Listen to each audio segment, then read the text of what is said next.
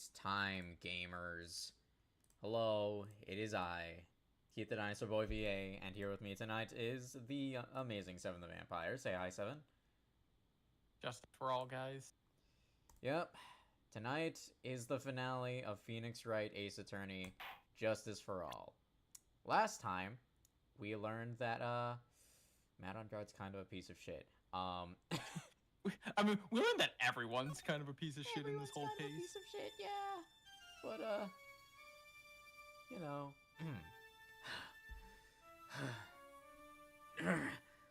How did I get into this mess?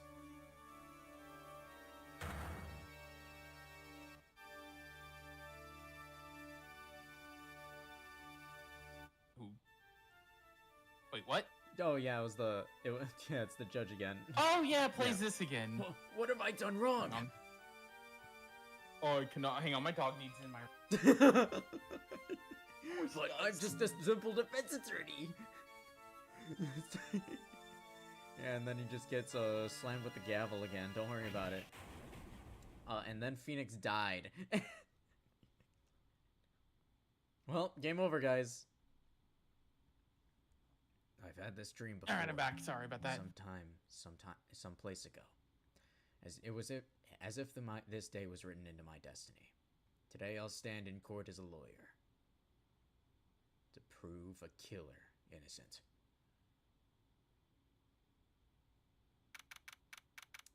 Well, that's real foreboding. I'm sure all of this is going to go fine. Don't worry about it. Seven, why are you worrying about it? I'm not worried. I'm actually so calm right now. Are you? Are you really? I don't think you're calm. I don't think anyone's calm. Boom, boom, boom, boom. Oh shoot! I'm getting a phone call. Hello, this is Phoenix Wright. You don't look well, dude. You gonna prove? I thought it was. You gonna prove me guilty today? You're not. You're gonna prove me not guilty today, right? Wait, did he call him when he's just standing right there?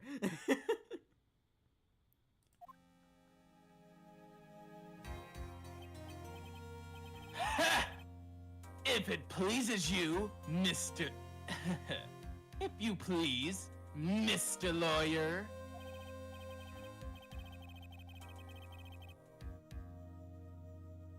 Remember, it's not just me. Your precious friend's life is riding on the verdict today, too.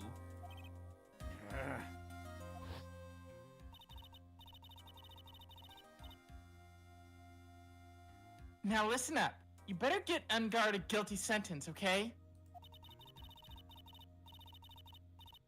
If you get that creepy slime bagging not guilty, I'll never forgive you. Ever!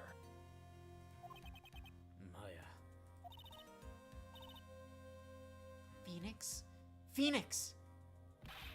Mia! Maya, how's Maya? I don't know. You don't know? She hasn't tried to channel me since yesterday. Mia, what am I supposed to do? Well, like I said, for a lawyer, the worst of times are when you have to force your biggest smiles. But You can't give up. There's still some hope left. stop it, please. There's nothing left. Not here. Not anywhere.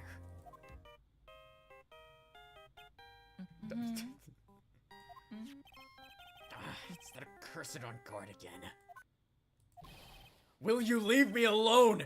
Look, don't call me anymore. I mean it. Really mean, pal. Dang. Gumshoe, don't talk that way to Gumshoe. Don't be mean a gumshoe. He does not deserve that, bro. Gumshoe. Gumshoe.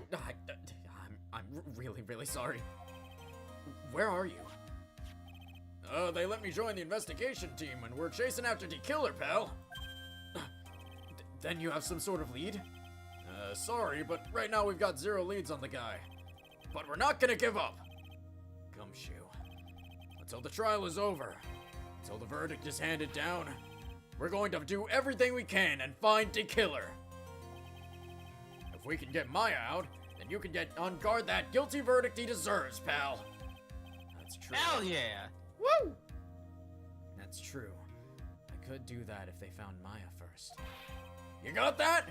So you have to do whatever you can to make the trial last longer. I have to make the trial last longer? Well, if you got it, if you go at Mr. Edgeworth with everything you got, you two can draw it out. Oh, now I get it. I believe in you, pal. You and Mr. Edgeworth can do it. So, believe in us. We're going to give it our all. We're gonna give it all we've got, just like you. Got it. Thanks, Gumshoe. Hey, Phoenix. You understand now, don't you?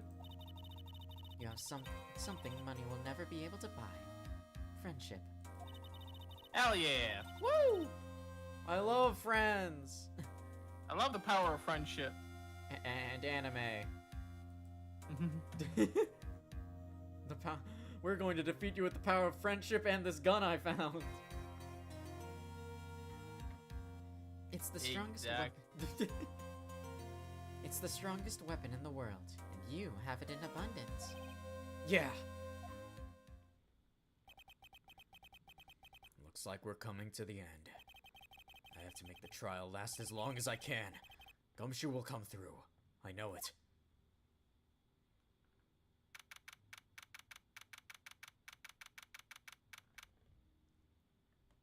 Number Number 3.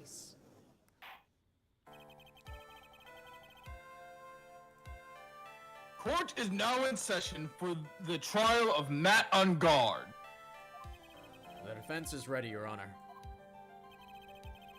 The prosecution has been ready for a while, Your Honor. Now, as I recall, we concluded yesterday's session with a big mystery on our hand. The mystery being, what exactly was Miss Adrian Andrews' role in this murder? That is to say, is she really connected to the crime itself? Mr. Edgeworth, if you would please inform the court of today's proceeding.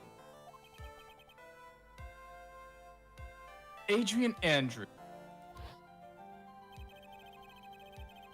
She forged evidence that threw suspicion onto Mr. Ungard, and then proceeded to escape the crime scene by wearing a Nickel Samurai costume. The guilt of these actions are those from which she cannot escape. You're saying that she is guilty after all? I am not finished, Your Honor. Miss Andrews has nothing to do with committing the actual.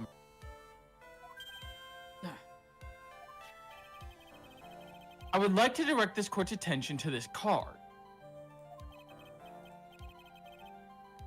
What is that? It looks like a shell. This is the calling card of a certain assassin. Assassin, you say? Yes. Juan Corrida was killed by a professional assassin. And the person who hired that assassin, his client, so to speak, is Matt Ungard.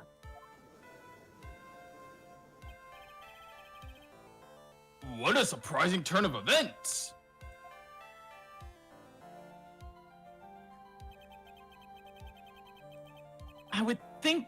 I think it's become commonplace by now, Your Honor.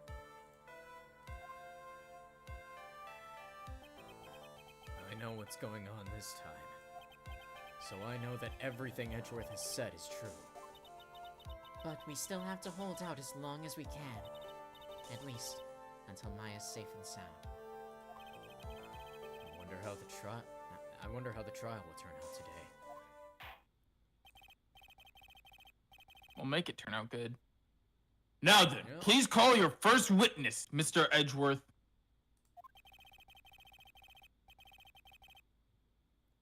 The prosecution calls the defendant's mentor, Mr. Will Powers, to the stand.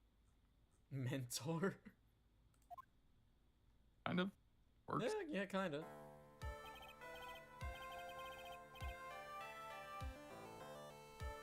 Now then, witness, your name and occupation, please.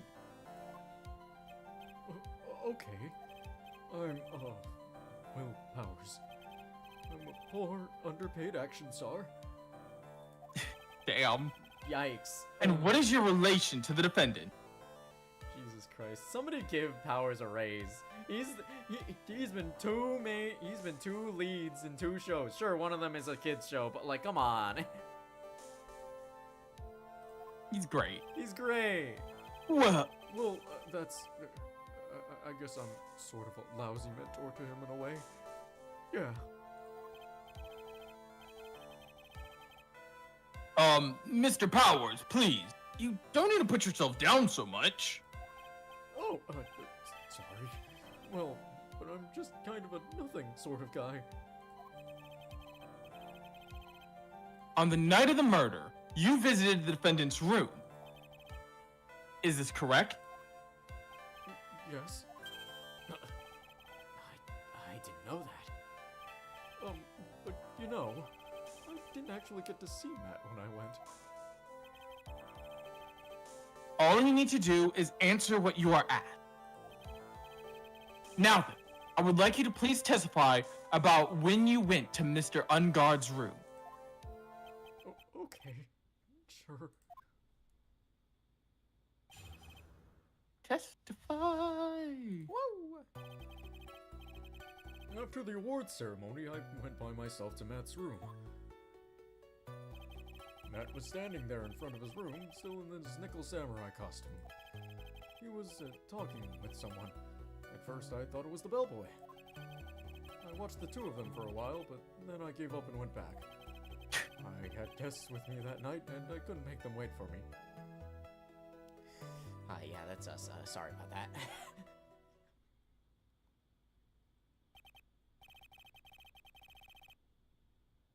I think sounds out of place in Mr. Powers' testimony. And talking with the bellboy is no big deal.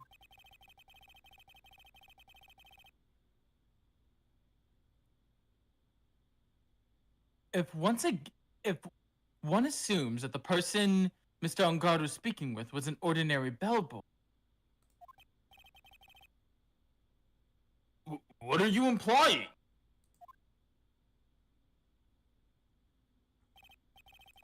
Well, Mr. Wright, let's have you cross-examine your cross-examination, shall we? Looks like we're in another sticky situation. Huh? A trap! Can't you smell it, Phoenix? But for us to find out more, we're just going to have to charge in head first, right?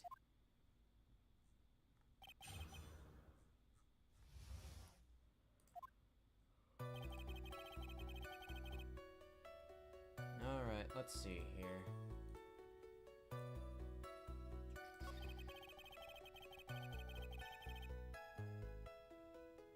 So was Knuckle the samurai costume. That was the bellboy. I mean, let's see. Well, let's see if it works. Hold it! Hold it! Hold it! Oh, alright. You saw the 2 of them? The bellboy and the defendant together, correct? Yeah, the bellboy just wanted to say congrats. Now, while you were watching just the 2 of them, did you notice anything strange? Well, you know, I did feel something weird. I think it was because Matt... Well, he gave the bellboy a tip. A tip? But that's a perfectly normal thing to do. So how long did you watch the 2 of them? Not more than a minute or 2, I think. Let's see. Okay. Something that night. Wait for me. Oh, wait, hang on. Actually, hang on. I just realized I skipped over this one. Hold it! Hold it! Hold it! Hold it! At first? What do you mean by that? I didn't think it was a normal bellboy. And why was that? Why did I think that, Mr. Wright? How am I supposed to know? Hey, wait a second.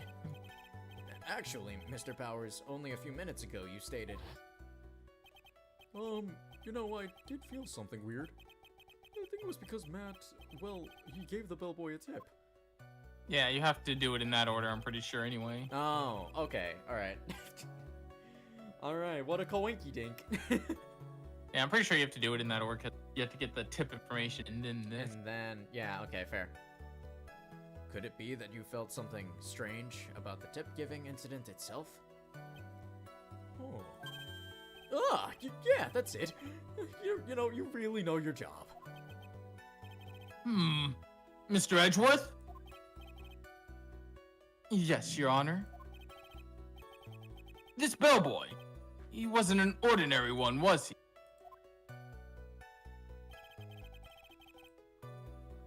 Perhaps we should let the witness tell us. Very well. Mr. Powers, please amend your testimony. You mean about the bellboy, right? Matt gave the bellboy a tip. Alright, well... Thanks, Will. Hold it! So he gave the bellboy a tip. What's so strange about that? Well, you see, Matt's not a poor penny pincher like me. I was trying to figure out how much it was because the tip really shocked me. How much it was? Well, but that's when something even more surprising happened. The bellboy was putting the tip he got in his pocket. And that's when I got my first good look at the guy's face. I was really shocked. I'm afraid I don't follow at all. It sounds like Mr. Powers was surprised twice by the event. I wonder which of his shocking moments I should ask about. Well... Oh, bless you.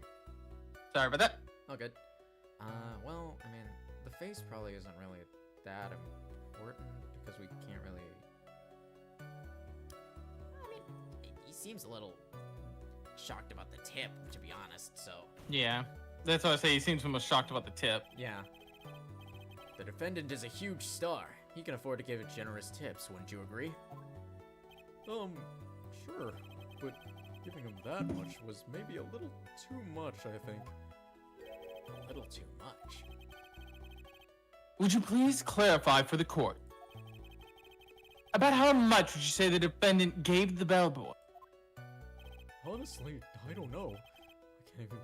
I can't even begin to guess. And why is that? Because he gave the bellboy a really, really fat roll of cash. A roll of cash?! Uh-oh. Unmarked bills? No credit cards? Well, how interesting. I mean, No are you check. gonna give a bellboy a credit card? You know what? That's fair. That certainly was a very generous tip, wasn't it? Yeah, I mean, fair enough. I mean, yeah, We can't prove that it wasn't just a generous it tip. was. Yeah, if it was. Yeah, but like, yeah, that's fair. I mean, to be fair, we also know the whole situation, but know the whole situation. yeah, we know everything. We know that the bellboy was the killer. We know that was him paying him off. Yeah. But we have to We have to- prolong this To trial. prolong the trial. A very fat roll of cash. That can hardly be called a tip, Your Honor. The judge is beginning to look awfully suspicious at us. Well, I mean, people give like $100 tips sometimes. Yeah, so they can. But we gotta kind of stall. Yeah. The defendant is a superstar. That kind of tip is a typical fare for people like him. Are you saying that all superstars are super spenders? I mean, when you put it like that, yeah, maybe. If I could receive large rolls of cash simply by bringing people things on trays, then why on earth would I stand around here prosecuting? Shit, I'd be a bellboy too. Yeah, he's got a point. I don't even get paid, let alone rolls of cash for all my hard work. Damn. Phoenix is perpetually broke, but also, how was he perpetually broke? Yeah, that's the question. Supposing that roll of cash was not a tip, then what was it? Payment, Your Honor. Payment?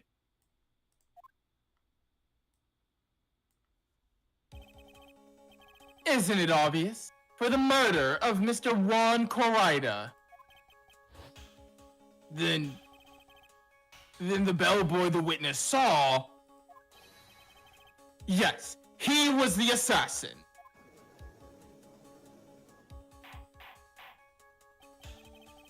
Hold your horses now, Mr. Edgeworth. You don't have any proof of this, do you? Have I ever been unprepared to support my claims, Your Honor? I mean, there was one time where you said objection while trying to think of an objection. I have here the card Shelley D. Killer left at the scene of the crime. Shelley D. Killer. He is the person the police special investigation team has been chasing for ages. I am certain that the person the witness saw was this very assassin, Shelley D. Killer. Really? What's wrong, Mr. Powers? No, nothing. Just something clicked in my head, and I think I just figured something out. Oh? Actually, I saw that bellboy again later on that night.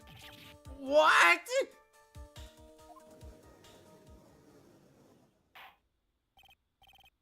Mr. Powers, please testify. Tell us what you saw. Yes, sir. Right away.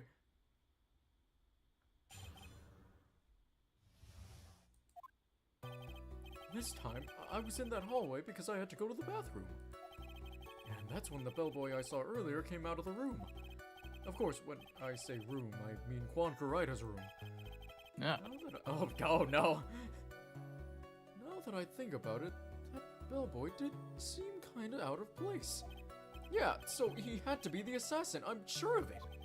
I mean...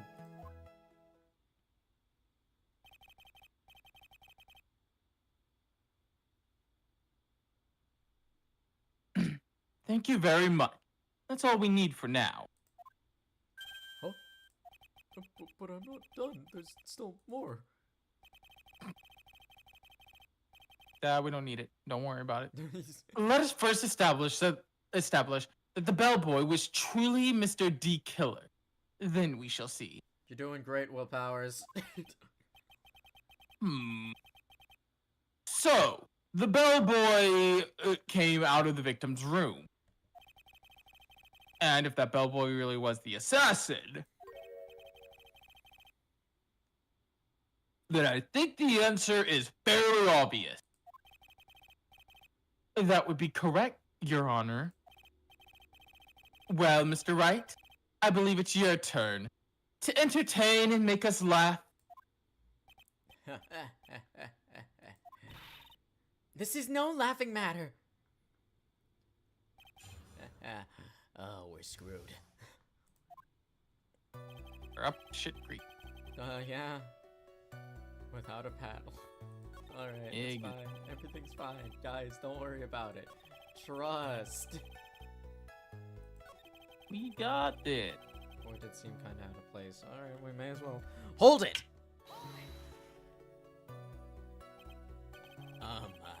So what exactly was so out of place about him? Right. Why the insipid grin? Maybe it's because I have no idea what damaging thing he's going to say next.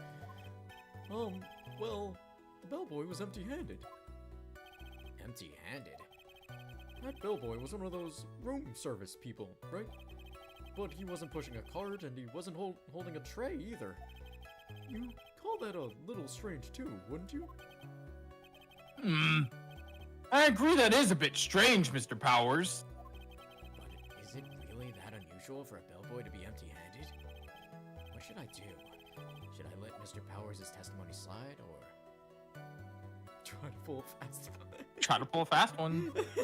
We need to prolong this in any way we can. We do need to prolong. I really like the phrasing of try to pull a fast one, though. Yeah, it's just take every opportunity you can to delay shit. There is nothing strange or unusual about an empty-handed bellboy.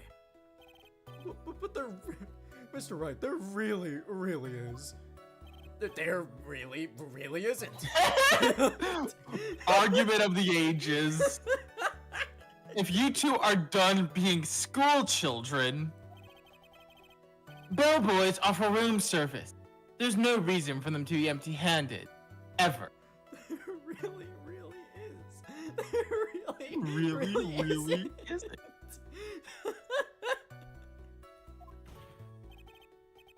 Your Honor, I ask that the witness's previous statement be supplanted with its new one.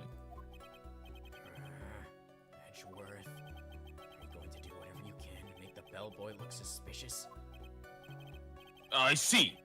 Very well, this court recognizes and grants the prosecution's request.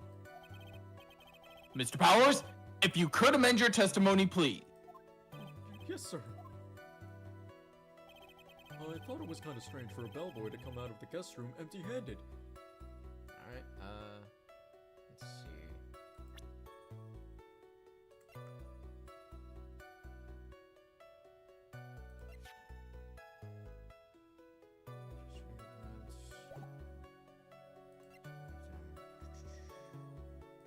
Isn't it the crime photo? Yeah, the tray in the crime. I think it's the tray. I think it's this. I want to say it's this. I don't perfectly want to say that's this one. Oh wait, yeah. I'm pretty sure it actually is this one. Objection. Yep, there's the cutoff on the music. Woo! Okay, we're good, gamers. We're good, guys. Yeah. Woo! This is one of those times where it's like my memory is there because I remember a lot of stuff, but it's also what sometimes stuff specifically, you know? Yeah, what stuff specifically in what order because there's so much. Mm-hmm. I mean, now that the one thing I do always remember is climate, but I'm never that. Of course, fair enough. All right, Mr. Powers. Yes? You're easily influenced by other people's words, aren't you? As soon as you heard that the bellboy might have been the killer, you got caught up in believing it must be true. But, isn't he really suspicious? He's got all those stitches, and... So? Yeah, baseball has stitches. Okay. I guess. I mean, yeah, but what's your point? Okay, sure. Are you saying that all baseballs are suspicious because they have stitches? Okay.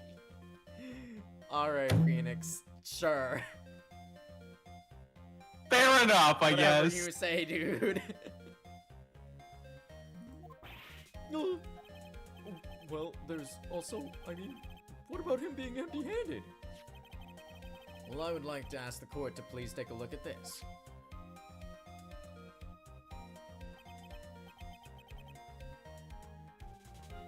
This is the crime scene. There's a wine glass sitting next to Mr. Karida's body. The liquid inside this glass is tomato juice. And now, if you would look at what is on top of the table in the lower right-hand corner here,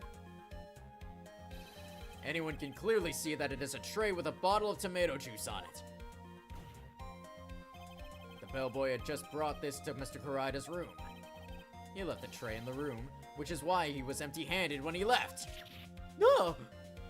But that would mean that the bellboy had seen and left the dead body in the room. Ah, but can you prove that Mr. Karida was already dead at that time? Mr. Edgeworth. Yes. I blame you for leading me down this route. Okay. Fair enough, I guess. Sure. I'm terribly sorry. Oh, what is it with him? Why is he laughing? Wait, isn't there one more thing you'd like to share with us? Is there? The bellboy was empty-handed. Or should I say, empty-hand-ed. Huh? I recall you had something interesting to say about his hands. Oh yeah, I almost forgot. What? That bellboy. Who's wearing gloves? Gloves? Yeah, pitch black leather ones. All the other bellboys didn't wear gloves like that, right? Black leather gloves? Why didn't you mention them earlier? Sorry, it slipped my mind. Boy, does this make the bellboy look really suspicious. Alright, gotta focus. I can't get lax here. So what if he had gloves? A lot of bellboys wear gloves. Oh, come on, Mr. Wright. That bellboy was wearing black leather ones. So, a football is made out of... Are we going down this route again? Oh, Jesus Christ. Are we going down this route again, right? The football is made out of leather. Oh my god. And you know what? A football also has stitches. They're extra suspicious. No way! Are you saying that all footballs are suspicious because they're made out of leather?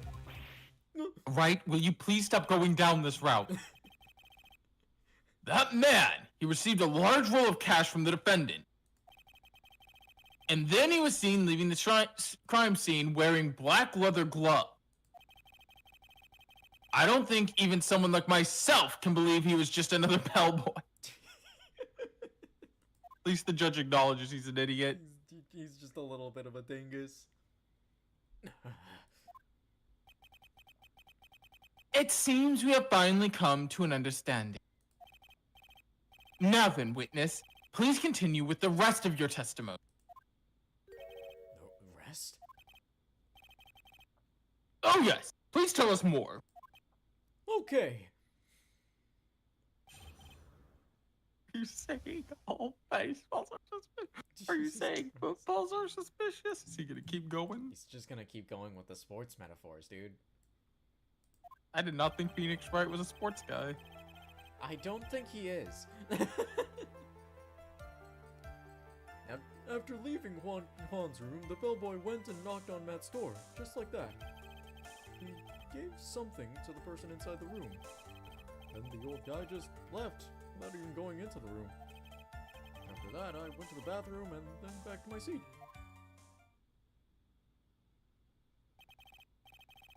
So the bellboy, after leaving the crime scene, next went to the defendant's room? Yeah, I kinda saw all that by accident. Some accident? I'd say you saw too much. Honestly, kind of a miracle that Will is alive right now. Yeah. Good on you, buddy. Don't die. Bro was Please. just lucky. Please do not. And all of it was suspicious to high heaven.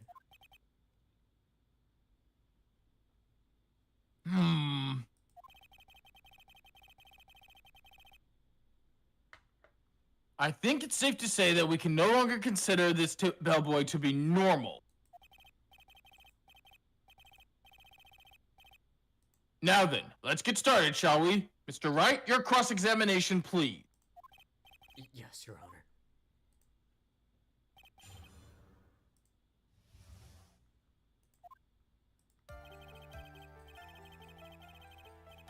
All right. After the in the room. Give something to the person inside the room. So, what is that something? Hold it! Hold it! Hold it! Hold it! Hold it! Hold it! Okay, there we go. I said, hold. Yeah, I did. A lot. That's fitting for what just happened. God. Okay. That's better. What kind of statement is that? Please elaborate and give us a few more details. Okay. I should probably ask him only one question at a time. I mean, let's see here. What's, Is this something? Person inside, which one? I mean, well, one at a Prolong the trial! So, who took this something the bellboy handed off? Actually, I don't know. What do you mean? I'm sorry, but I only saw the person's arm. Only an arm? Then you're saying you didn't see the person's face? Yeah. Well, it was Mr. Ungard's room, correct? So it could have only been Mr. Ungard himself, I'd say. And then, what did the bellboy do after that? Oh, so after he gave the person inside the room the thing... Actually, let's press that again. Hold it! Hold it! Hold it? Okay, cool. Keep pressing! I said hold it! Okay. Yeah, it's better. What kind of statement is that? Okay, give us a few more details. Okay, what's the something? He gave something to this person. Yeah. And what was this something? If I weren't remembered what it was, I wouldn't be calling it a something, would I?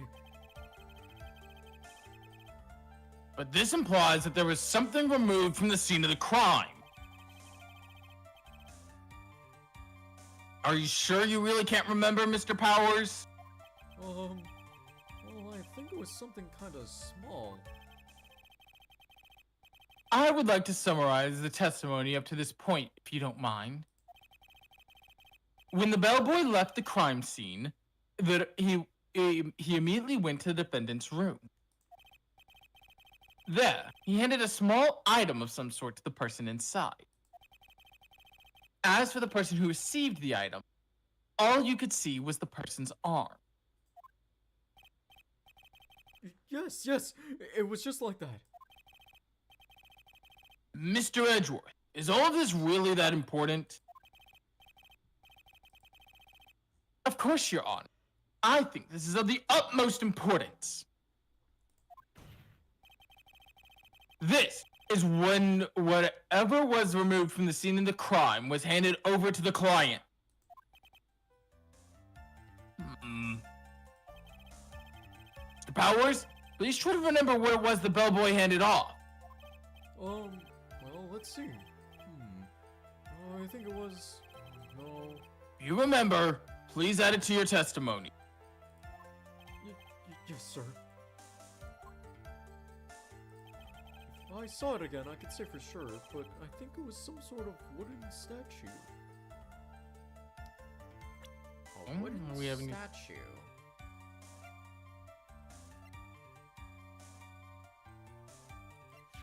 Huh. Wood bear? Wood bear. Interesting. Objection!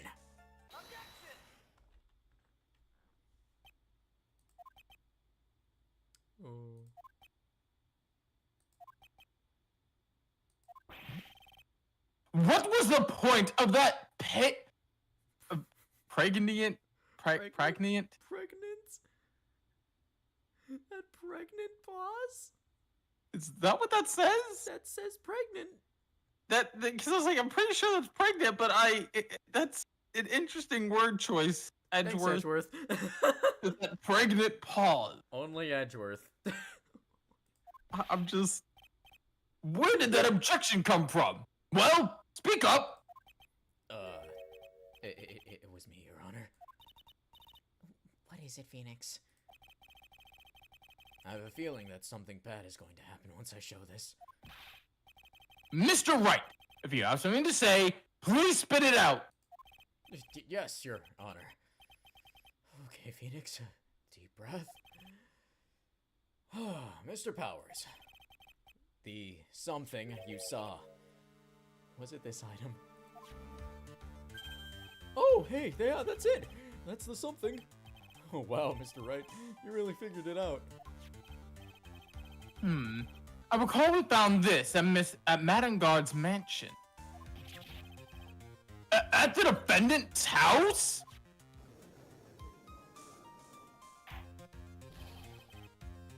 What does this mean? It's simple, Your Honor. Shelley D. Killer assassinated Juan Corrida in his room. And then he stole this wooden bear from the scene of the crime.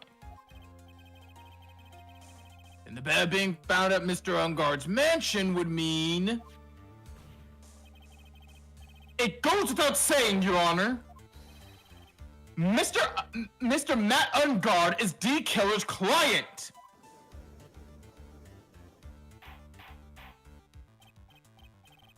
Order! Order! Order! I said order! Mr. Wright, this is a most unfortunate turn of events for you. Yeah. Sorry, Mia. No, it's alright. Your judgment was sound. Actually, I figured the bear would come up. If not now, then it would have been later on. Even if you hadn't shown it to the court, I'm sure your friend Edgeworth would have. I almost forgot that he knew about it too. I think it's clear that there is no need for us to continue this trial. I can't let this happen. I have to do something. There has to be something we've overlooked. Your Honor, a minute, please. Yes, Mr. Wright? There are still a few points left that we have not fully explored. What are you trying to pull? Oh? Well, we can't have that. All right, Mr. Wright. What questionable point would you like to explore further? The person who received the bear. Yep. There was one thing in Mr. Powers' testimony that was very unclear. And that is the identity of the person who received the bear. He gave something to the person inside the room. I'm sorry, but I only saw the person's arm. As long as we don't know who it was that took the bear, we can't be sure of. Huh?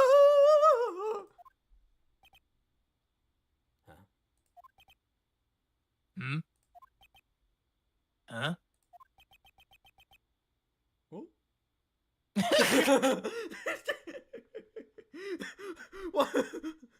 Why are you making that face? You were the one who yelled. What are you confused about? What are you confused about? What is it, Mr. Powers? If you're gonna scream like that, at least give a good reason why. I just felt like screaming, sorry. Oh. Oh, okay, that's a good reason. Sustained. Oh, yeah. Know what we're talking about again? Ooh, jingling keys. My dog is looking at me like I've gone crazy. Maybe we have. I mean, we went crazy a long time ago. Crazy. I was crazy once.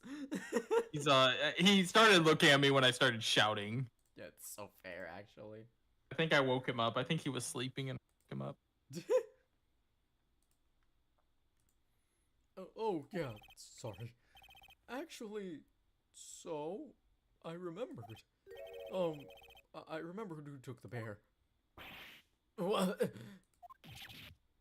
Really? I mean, I only saw his arm, but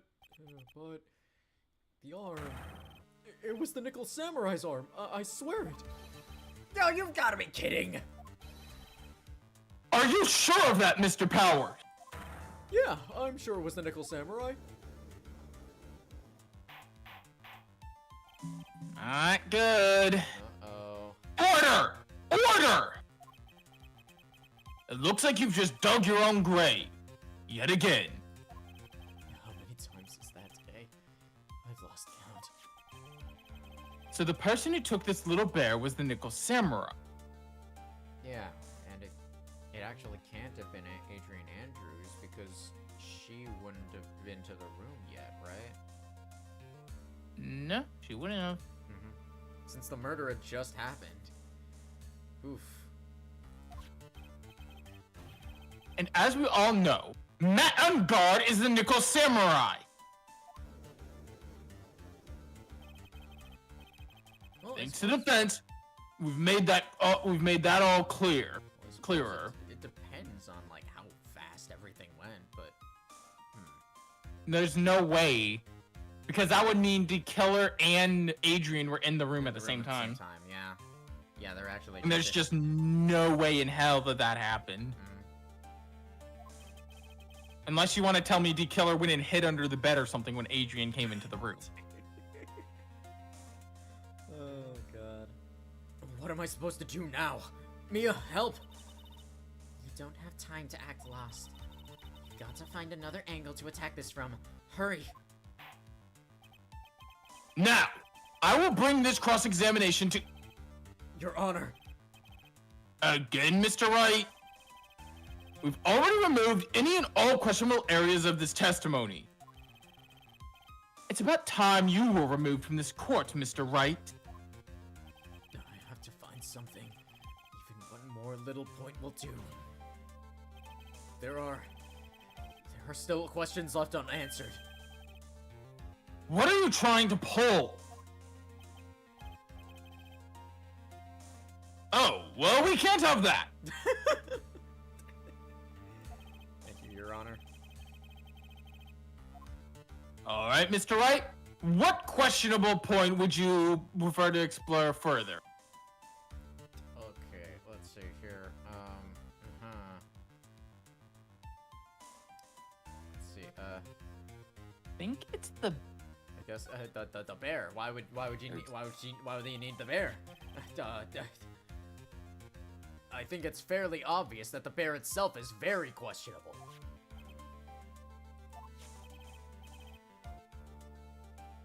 The bear, Mr. Wright? This was found at Mr. Ungard's mansion. However, Mr. Ungard was arrested at the hotel that night, which means that since the murder occurred, he has not had a chance to go home. Oh! I think Your Honor has already figured out what I'm trying to say. It is not possible that it was Mr. Ungard who took this bear to his mansion.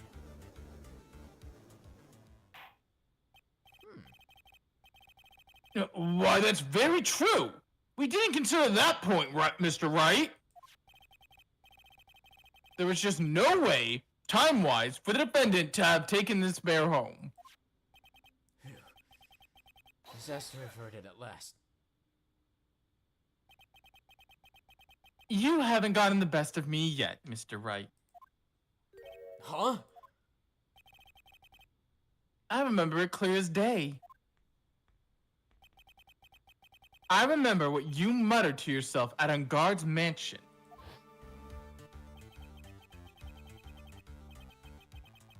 Have this area completely surrounded. There's no way for him to escape. I can't believe it.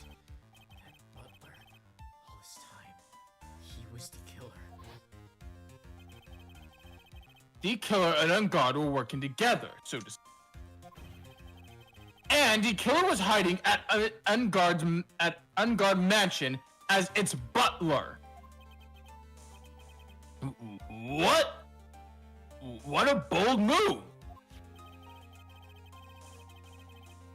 The bear figure was brought back to Ungard Mansion by the killer himself.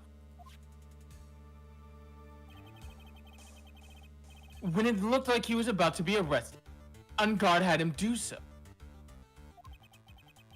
I assume it's because it would have been bad had the police found it during their investigation.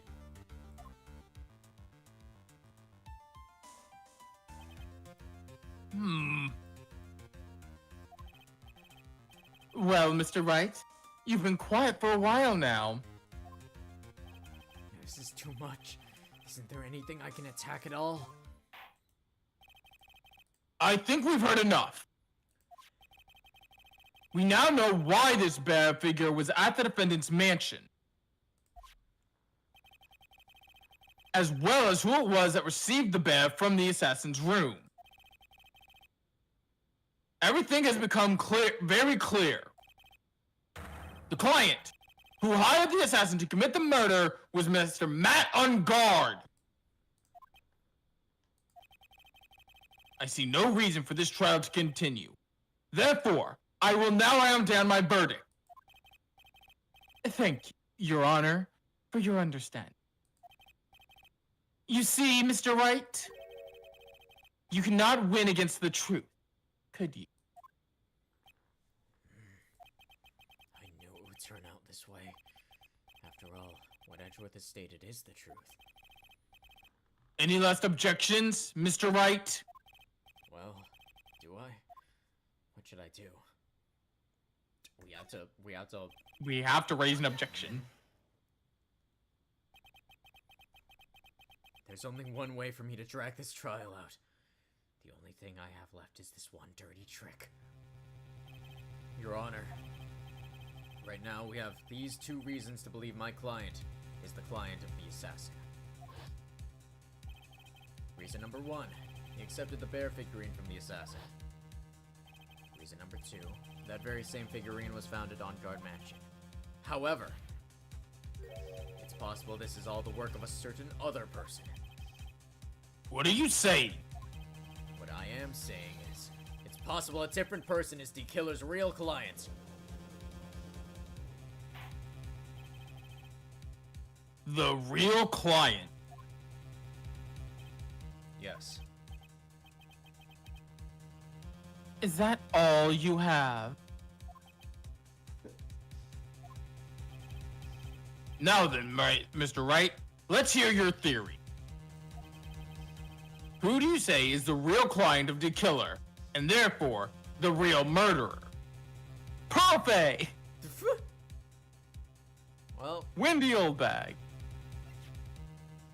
yeah. Purity like I'm pretty sure her real name is Wendy Oldbag. Matt Ungard. Well, I don't feel good. Hate to do it. Take that! Adrian Andrews? Yes. We already know that she tried to frame Matt Ungard for the crime by wearing a spare nickel samurai costume. Duh! Oh! Then the nickel samurai's arm that I saw. That could have very well be Miss Andrews. Really could. It couldn't, but What about Mr. Ungard? if you would please recall yesterday's testimony, the defendant was taking a nap during the break period. That's right. Then, finding this figure at Mr. Ungard's mansion. It was a well-laid trap set by Miss Andrews.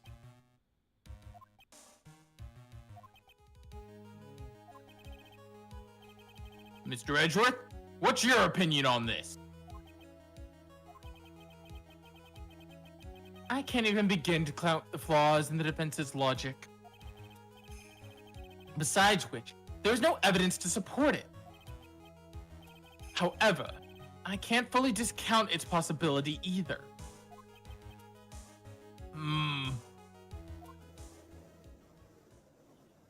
What is with this trial? Come on, anyone could tell Ungard did it. I believe the defense would go so far as to pin the guilt on someone else. Yeah, unbelievable. It's not something petty. It's murder of all things. Dummy. This is to save Maya. This is to save Maya. Even if the whole world turns against me, this is one fight I can't give up on.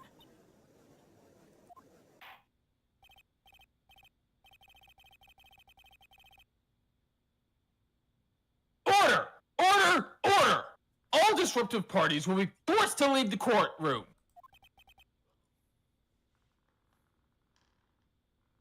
Your Honor. For the benefit of the defense, I am willing to play along with his what if. His what if game, Mr. Edgeworth? The prosecution is prepared to challenge the defense's theory.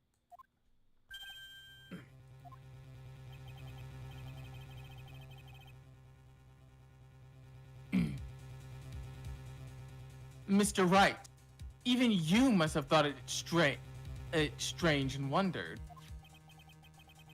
Why would the criminal want with this little wooden bed? He's right. The killer did specially bring that bear in on guard right away. Why do you ask? Is there something special about it? Absolutely.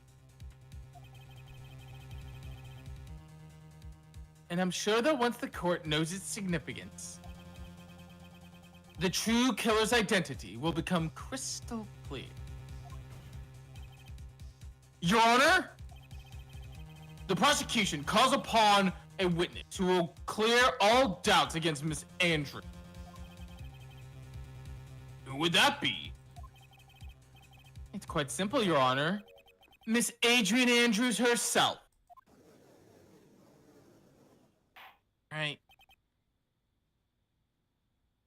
I see. Well then, the court will take a short 10-minute recess. Prosecution will prepare its witness in that time.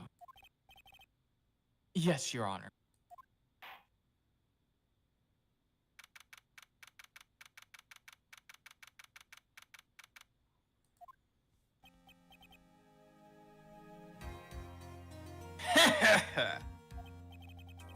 Oh, I knew it was a good idea to hold her hostage. Don't you agree, Mr. Lawyer? But I never thought you'd go desperation and try to pin the guilt on Adrian.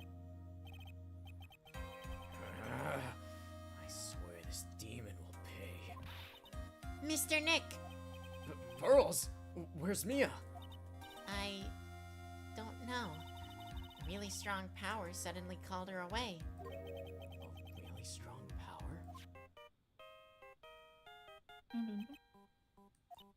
Oh, Mr. Nick, your phone is... It's from Gumshoe. How's it going?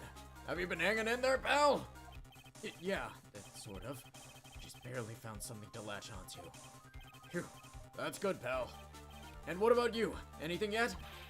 Have you figured out where Dick Killer and Maya are? We still don't have any leads, but... What? We don't have any more time. If we just had one, even a single clue would be really helpful.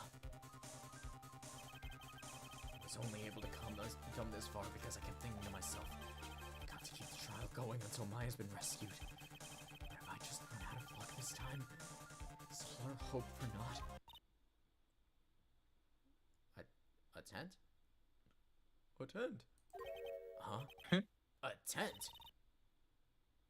I could see a circus tent. Oh. Oh, Mia! It looks like Maya was unconscious until just a few minutes ago. As soon as she woke up, she called for me. So it was Maya who called for you away. She's locked in a dusty little room right now. And I could see a circus tent outside the window about 300 feet away. Gumshoe! Is there a circus in town right now? There's only one, pal. The Berry Pig Circus. It's back! Oh my god. Holy shit. Yeah, what do you want with our circus? guys! So I heard you're looking for a fucking assassin right now. There's something very funny about Mo swearing, and I don't know what it is. Holy shit! Fucking hell. It's always Mo again. I'm All always roads here. All roads lead to Mo. All roads lead to Mo. It like squeezes his nose. Maya's somewhere within the 300 feet radius of the main Hello, tent. Siru. Welcome. Hello, Siru. We're playing a Yes, little welcome. Phoenix Wright Ace Attorney Justice for All. Liv finally got an ad. Playing the finale of Justice for All. Maya's kidnapped. Where the police are looking for her. Not be this serious.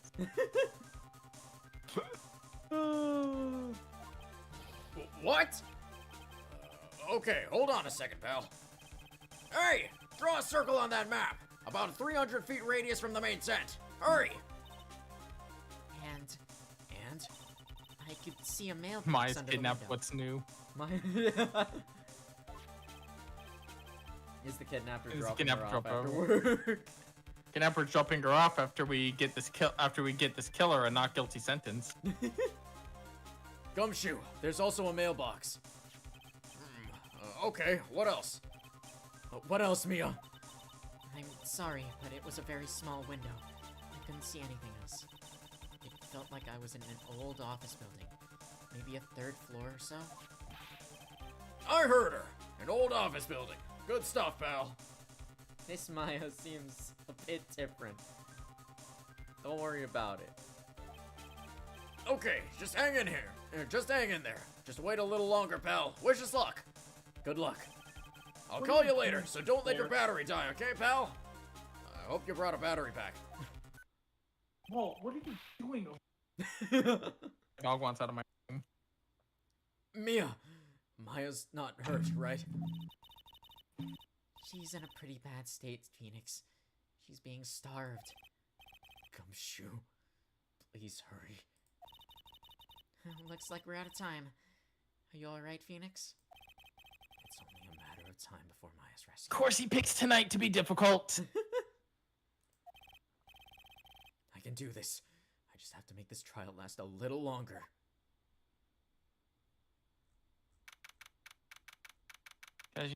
Can't be a normal dog. It has to be kind of a kooky dog. Just a little silly.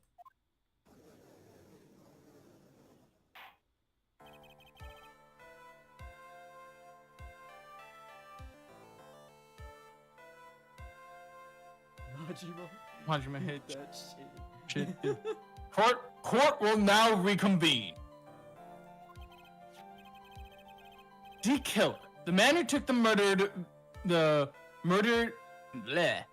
Killer, the man who murdered the victim, handed this to his client.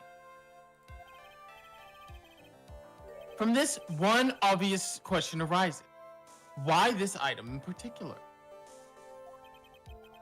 I believe the answer to that question will provide us with the name of the real criminal. Now then, the prosecution calls the defendant's manager, Miss Adrian Andrews, to the stand. Come back, Adrian. Welcome back, Adrian. Currently, the witness is accused of tampering and obstruction of justice.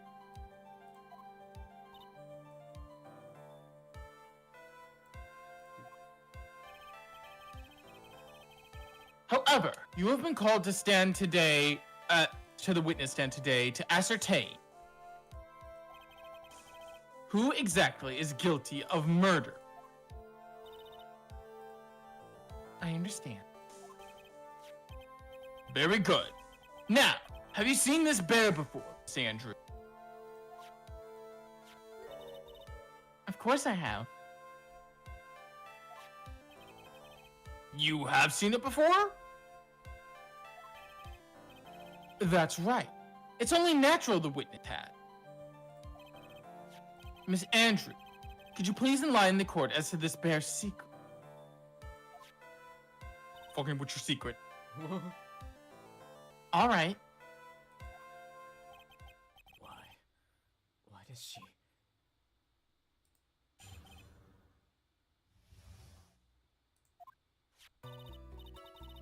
Actually, this is an elaborate puzzle.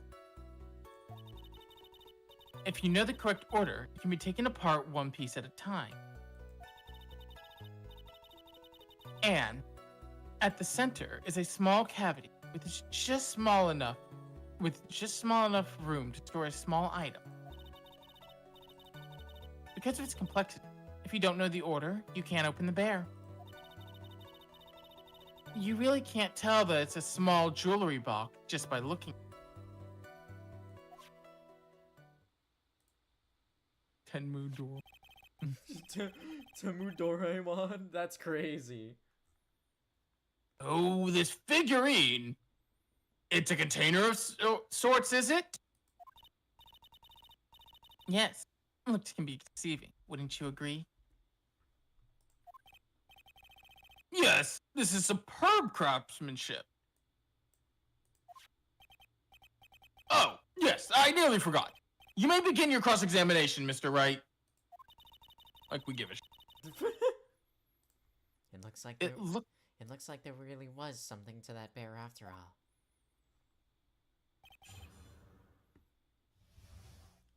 What the bear? What does that prove? What the bear doing? Well, Hold it! Hold it! Hold it! Hold it! Hold it! Hold it? Hold it? Hold it? Hold it. God. A puzzle. That's right. But God dang. But it looks like an ordinary figurine. True enough. To people who don't know, I'm sure they would never guess that this was a puzzle. So what kind of puzzle is this exactly? Add some more cheese. Hold it! Hold it! Hold it! Hold it? I said hold it. I said hold it! And you can take it apart. And So you how can take it apart. And how would one go about doing that? Well, first you turn its tail to the right, and then you push it in. Oh, yes, I see. After that, the arms and legs are free to move and can be removed. Oh, this is most interesting. The judge is so easily distracted by things. Jingling keys. A boy and his new toy. It's like he's 5 all over again. Jingle, jingle, jingle. Jingle, jingle, jingle. Dude is screwing around with the bear. Oh, don't mind me. Go ahead and carry on. Bro is like screwing around with a Rubik's Cube. Don't worry about it. He'll be fine. I think he's lost it. Oh, we lost him. But don't worry. So, what did you find after you take the puzzle apart? At its center. Hold it! There we go. And how do you know about this? I know because I was the one who brought it. Huh? It was a souvenir when a friend and I went to Switzerland.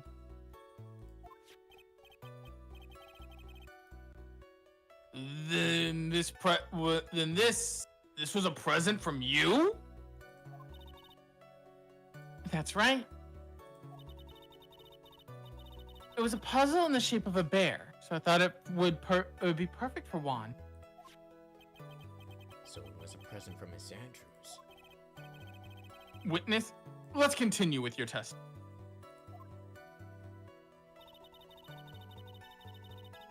Alright, Hold it! Keep questioning everything. Yep. So who exactly knew how to solve the puzzle? Only the two of us, Juan and myself. It was a souvenir from Switzerland. So I doubt there are many people with the same bear in this country. But this looks like it can be easily broken.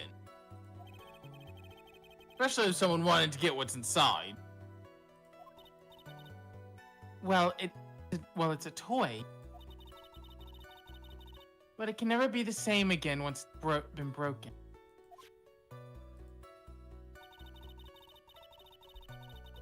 Jewelry box. Hold it! Hold it! Hold it! Hold it! Hold it! Hold it. No, I'm good. Hold it. Nah, I'm good. Nah, I'm good. I want to hold it. You better goddamn hold it. Nah, I'm good. Who else knows that this bear is actually a small container or jewelry box?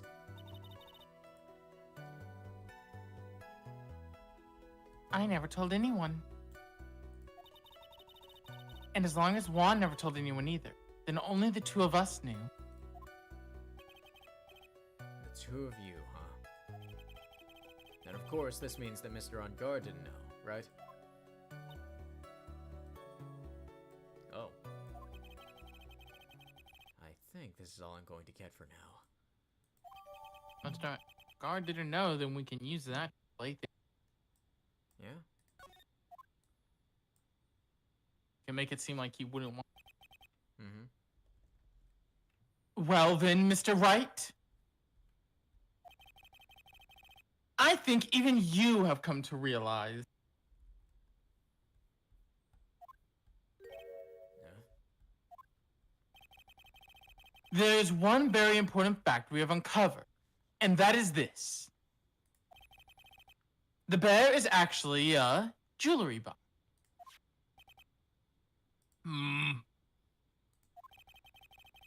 Now that we have agreed to this, there's only one logical conclusion that can come next, and that is this. What is inside this box?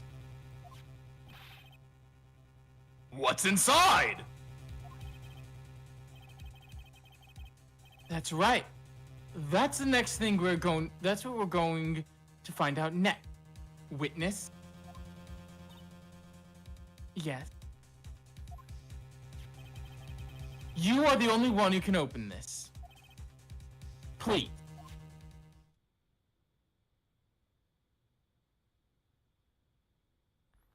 There's a painful silence hanging over the courtroom. All eyes are on Miss Andrews now as she solves the puzzle, and it takes the bear apart. Oop. I've opened it.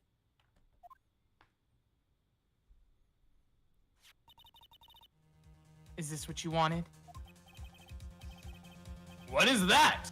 It looks like a... No. I don't think we need to guess at what this is, do we, Mr. Wright? It's the suicide note. The suicide note?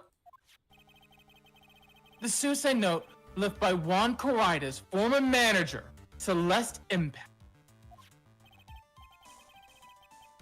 Until now, no one knew of its whereabouts. But, just as we suspected, it was hidden. Holy crap, no! No! Cyril, you can't say that! Ow. Not the 13th reason!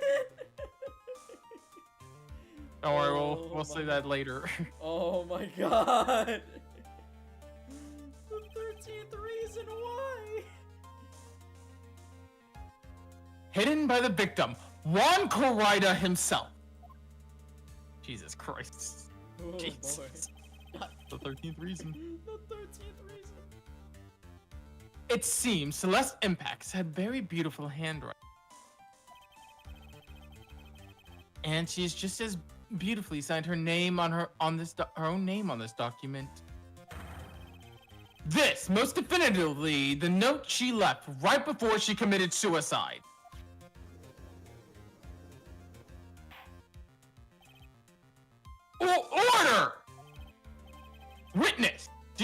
about this? Yes, I did. I heard all about it from Juan. When I discovered his body, I looked for the bear. I wanted to destroy the note before it became public. But, find it anyway. Because it had already been taken by D. Killer.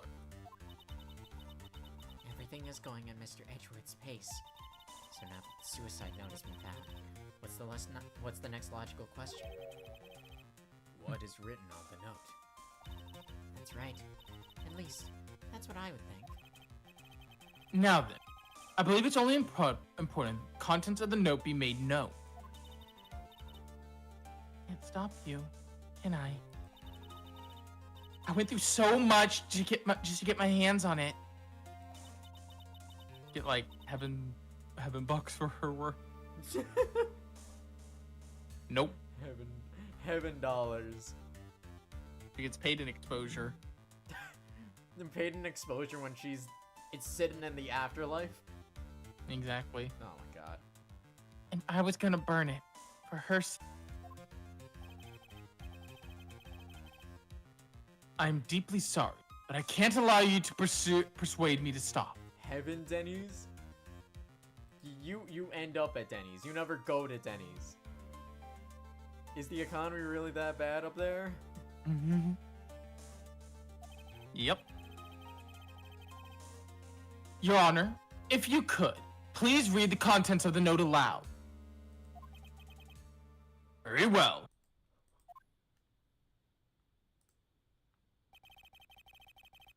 The judge's voice rang loud and clear through the dead silent courtroom.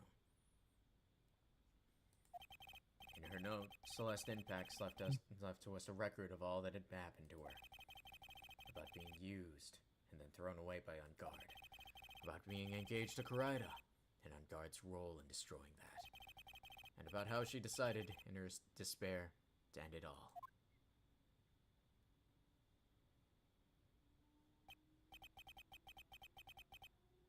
And that's all Miss Impax had to say.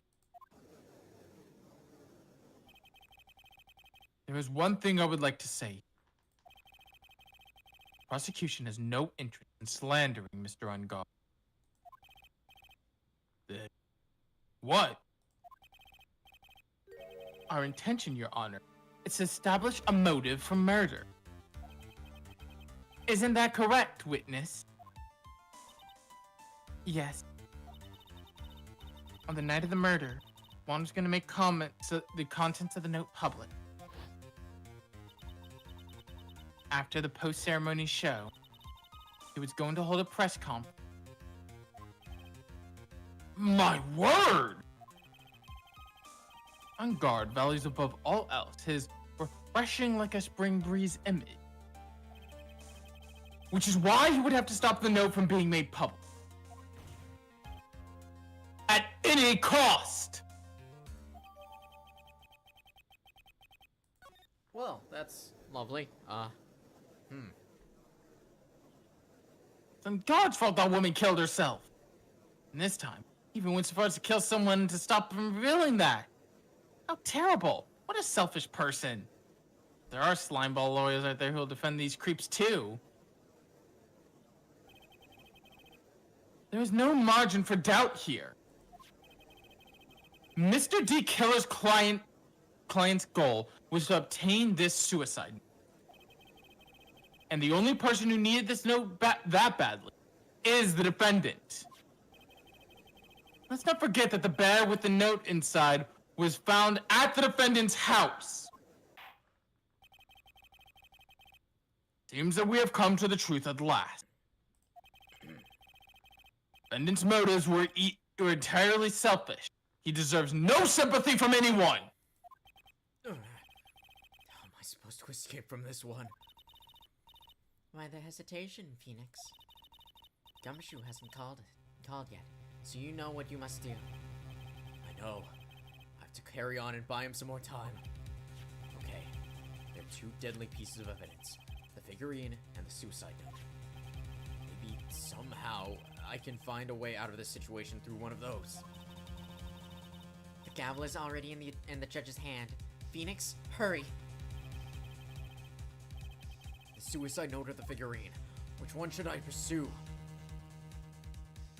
Figurine's useless at this Yeah, point. the figurine is useless, so... All that we know, I mean, effectively, if, you know, if we were to pursue the figurine, it's a jewelry box that had the note inside. Big whoop. Yeah, that's like... The only thing we can, the only thing we can pursue to try and prolong this is the note. Yeah. Please wait, Your Honor.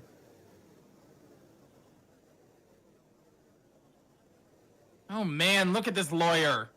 Is he still going at it? Like he doesn't care that he's trying to get a killer off the hook. I think Your Honor believes that Matt on guard killed in order to obtain this note. Yes, that's correct.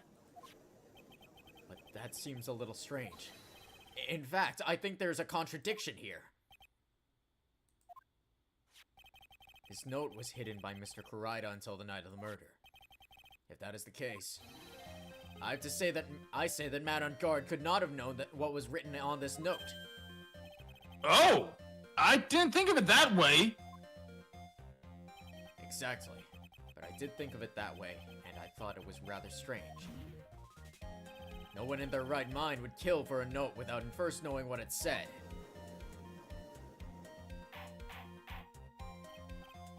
Order! Order! Order! You make a valid point, Mr. Wright. Mr. Edgeworth, what is your opinion? It was just a flash, but I think I did rather well on this one. Unfortunately, I think he believes differently. I believe a show of appreciation is in order. Huh? The defense seems to be in love with wishing more despair upon itself. I would like to direct the court's attention to this. What's that?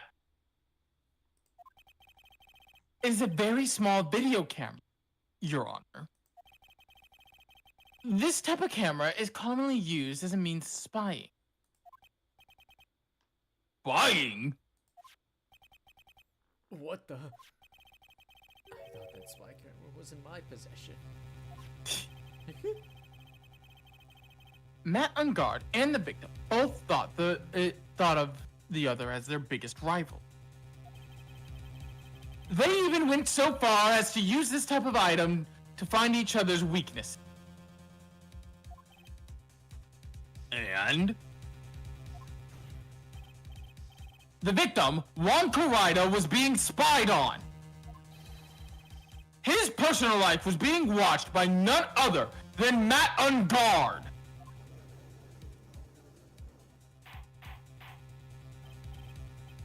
Order! Order! Mr. Wright! Yes, Your Honor? You! Don't tell me you knew about your client's spying activities! Well, sort of. Sort of is not an acceptable answer, Mr. Wright! I see you are confused, Mr. Wright. You're probably thinking, but if I have the camera that was in that stuffed bear's eye. But this camera that I have is not the same one. Last night, I searched the victim's house on a hunch. Using this. Gumshoe's bug sweeper.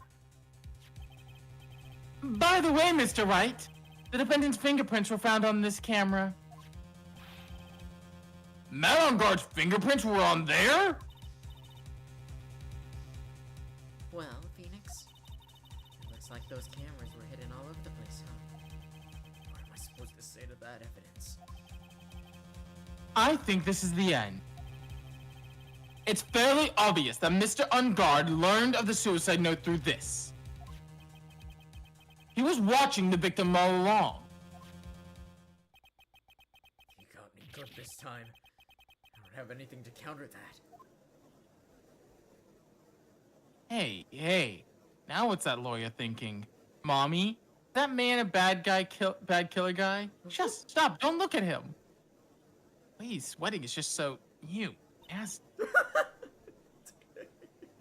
Dang. Phoenix, you deserve this type of shit. Jeez. Phoenix, Yes, Chief? have you figured out what you're going to do next yet? What I'm going to do next? Just running away like a frightened child work? Brought a kid. Who brought a kid to the murder trial, bro? Don't worry about it. Who brought the kid to the murder trial that also involves a suicide? Jeez. Don't worry about it. I know it seems like Mr. Edgeworth is very close to putting a lid on this case. But, in his eagerness to prove his point, he forgot one very important thing. Well, what is it, Mia? There is a piece of evidence that he should really investigate. Something you should investigate? I would really hate to see the good prosecutor get scolded for not remembering to look into the item which he had when he had the chance. Why are you speaking of riddles all of a sudden?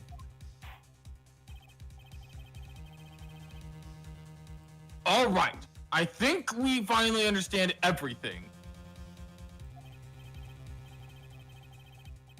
Well, Mr. Wright, you don't have any further objections, do you? What is this piece of evidence that Mia's talking about? Can I figure out what it is that still needs to be looked into, or should I let it go? Screw it. I have an objection, Your Honor.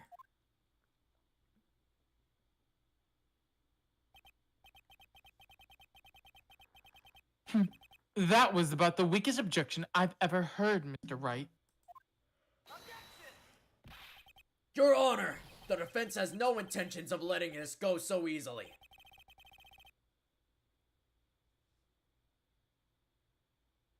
You are beginning to sound desperate.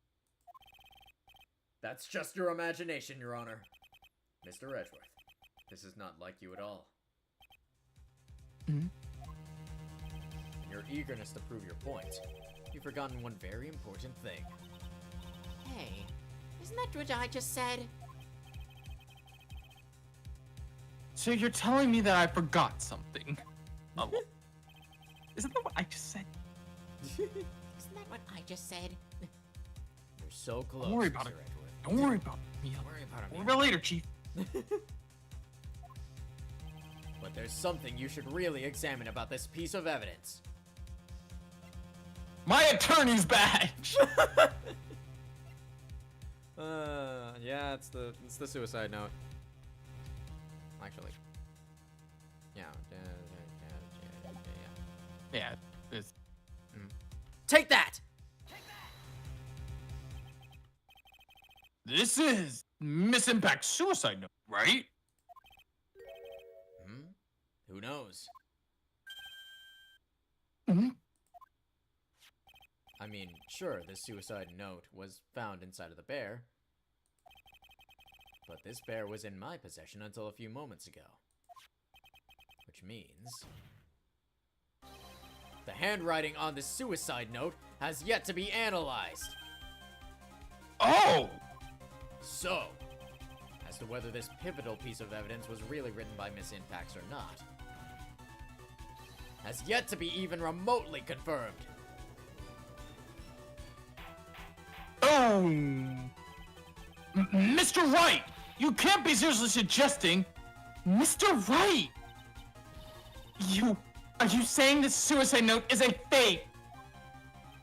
Miss Andrews, you were the one who tried to pin the murder on Mr. Engarde. Who's to say you didn't create a fake suicide note and put it into this bear? How dare you? Your Honor, the defense is incriminatingly accusing the witness again. There is no evidence linking the witness to the suicide note whatsoever. But if this is a fake, then the witness is the only person who could have made it. What? recall that the witness's testimony concerning this figurine. The only person other than the victim who could solve the puzzle is the witness herself. Miss Andrews, you wrote this note, didn't you? You wrote it so you could use it to frame Mr. On Guard. I did no such thing. Right. If you're gonna pronounce this suicide note a fake, then show the court some evidence to support your theory. Mr. Edgeworth, you were the one who presented this scrap of paper as evidence. That means the burden of proof lies with you, the prosecution.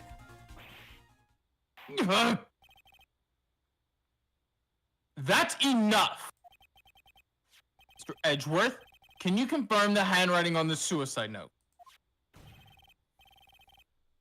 As the defense has stated, the handwriting has yet to be analyzed.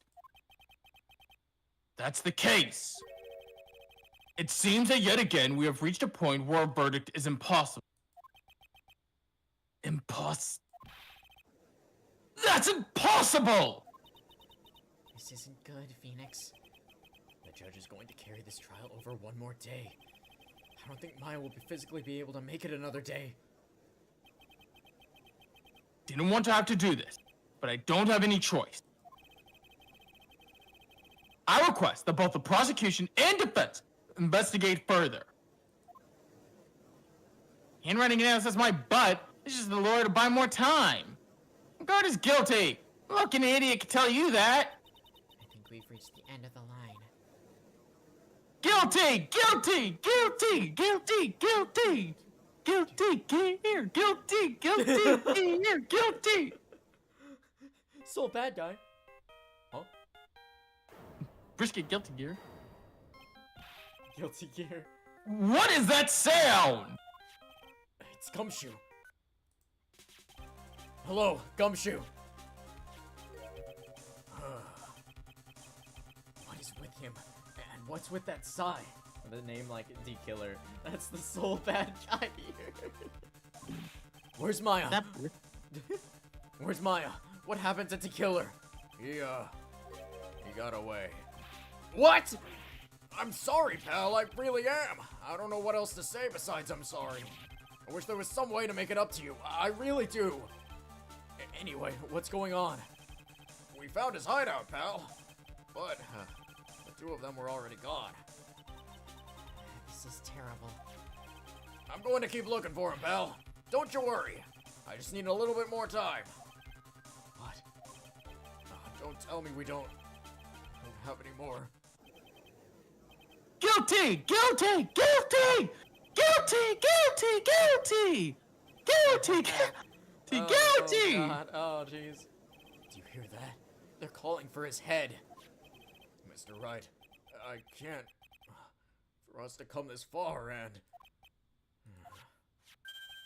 Oh! What is it? Let me talk to Mr. Edgeworth. I can't do that. Mr. Wright, would you please get a hold of yourself? Yes, Your Honor. I'm about to end today's proceeding. You may take your phone calls after. Hold on, Your Honor. Edgeworth, catch! That was glorious. Wait, hang on, no. Oh my god. That's one of those things that just so glorious. Oh my god, that's so funny. Oh, I love visual novels. Mr. Edgeworth! Oh, please, you've got to buy us some more time! Court is in session. I'm sorry, Your Honor. You were saying? Mr. Wright, this is a court of law! I'm sorry, Your Honor, but... I am reluctant to do this, however, it appears that I have no choice but to suspend proceedings until tomorrow. This time, I really can't do anything. Court is now adjourned for the day. Ah, crap. Huh? Yeah, boy. Please wait, Your Honor. Edgeworth. What is it, Mr. Edgeworth? I humbly request another 30 minutes of time, Your Honor. Of Your Honor's time. For what purpose? We can perform the necessary tests on this piece of evidence in that time. Can you really obtain your results in 30 minutes?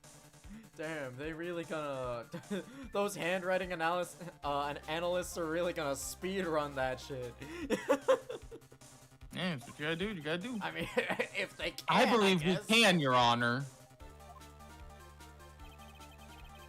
Wouldn't it be better if we adjourned for the day, then reconvene tomorrow? 30 minutes! Please, Your Honor.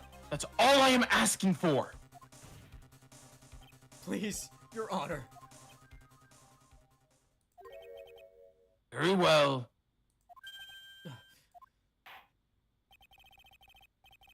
Prosecution's request.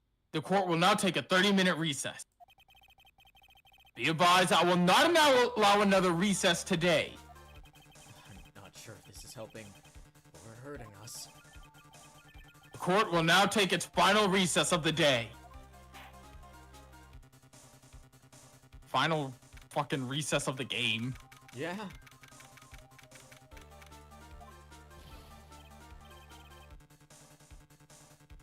Right. Well, what's going on? What's going on with my situation? Tell me. D-Killer. Looks like he got away again. 30 minutes. We can't find her in that time.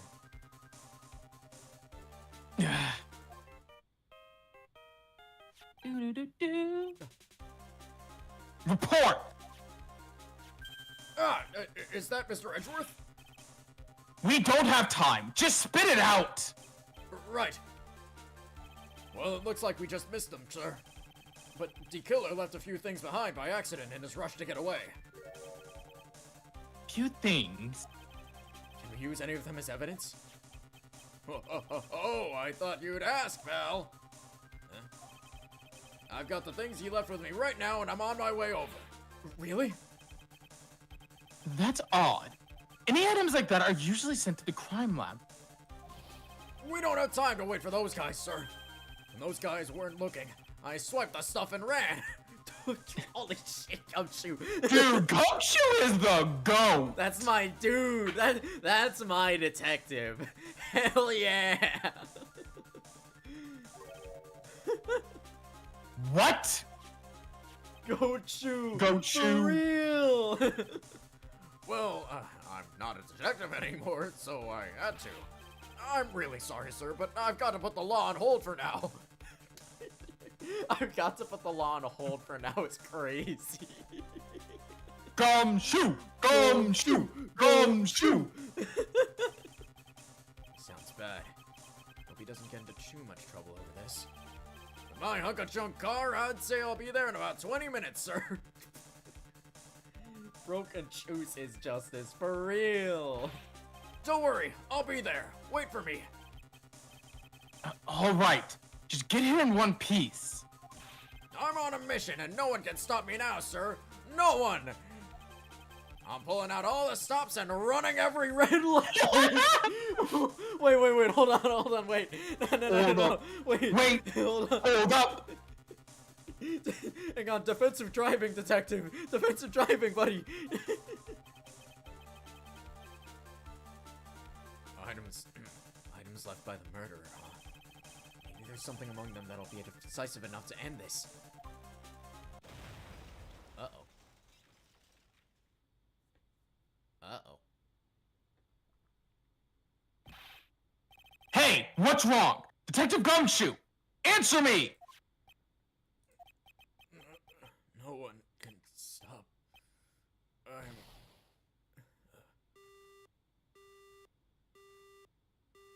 Oh. What happened? Sounded like he had an accident.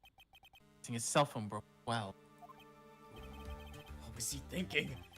We've got to hurry and call for help. We have no idea where he is.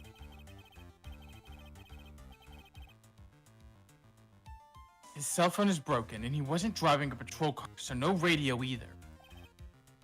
Also, we don't get those items before they do. Police will take possession. No, we can't let that happen. Well, if there is a way we can find out where he is, then we stand a chance. Why did Gumshoe have to get into an accident now? Is there any way to find out exactly where he is at this moment? We know one way. There is one way. That's right. There is a way. What? How? I'm sure we can find out where Detective Gumshoe is through this. Not a piece of evidence. A person. Thank God, Francisca. She's come to America to defeat me in court. Girl's whole purpose is just being a hater. For real. Take that!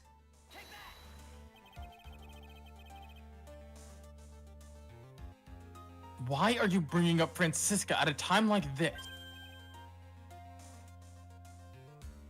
Oh, I see. I'll try to get in contact with her. Chances are slim, but it's all we have. Francisca. Does she even want to help us? Edgeworth. What is it? I don't have any right to judge anyone ever again. I know my client is guilty, but what I'm doing now, I'm pinning the guilt onto someone totally innocent and using the evidence to do so. It might be my turn to say, defense attorney Phoenix Wright chooses death. Right. It doesn't suit someone like you to cry useless tears. Whether you did your job well or not, that can only be seen after the verdict has been decided. The verdict? Is Prosecutor Edgeworth here? Yes, bailiff? There's a phone call for you, sir. They said it's extremely urgent. They probably finished the handwriting analysis. So go take this call. In the meantime, think hard about what it is you must do. Oh boy. Aha. Final section of the game, folks. Yep.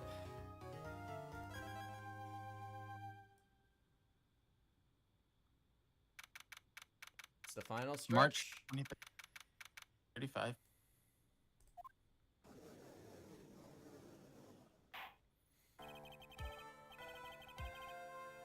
Court will now reconvene. I assume both sides are ready? Yes, Your Honor. Yes, Your Honor. We're both in sorry states, dude. I can understand the defense acting like this. However, why do you also seem distraught, Mr. Edgeworth? It's nothing, Your Honor. What's wrong with Edgeworth? It looks like something unexpected just happened to him. Now then, Mr. Edgeworth, could you please tell the court the result of the handwriting analysis on Miss Impact's suicide? Fair enough, actually. I suppose. Yeah, whatever. Yes, Your Honor. Unfortunately, we have discovered that this suicide note is a forgery. No, what? What do you mean, Mr. Edgeworth? This note was not written by Miss Impact herself. It is a fake.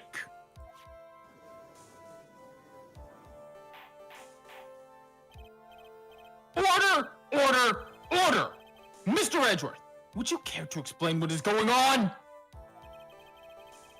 This was not written by Miss Impax, then who wrote it? We would need more time. We need more time to do a more detailed analysis. However, it appears that the handwriting matches that of the victim, Mr. Juan Corrida. Mr. Corrida? Well, well.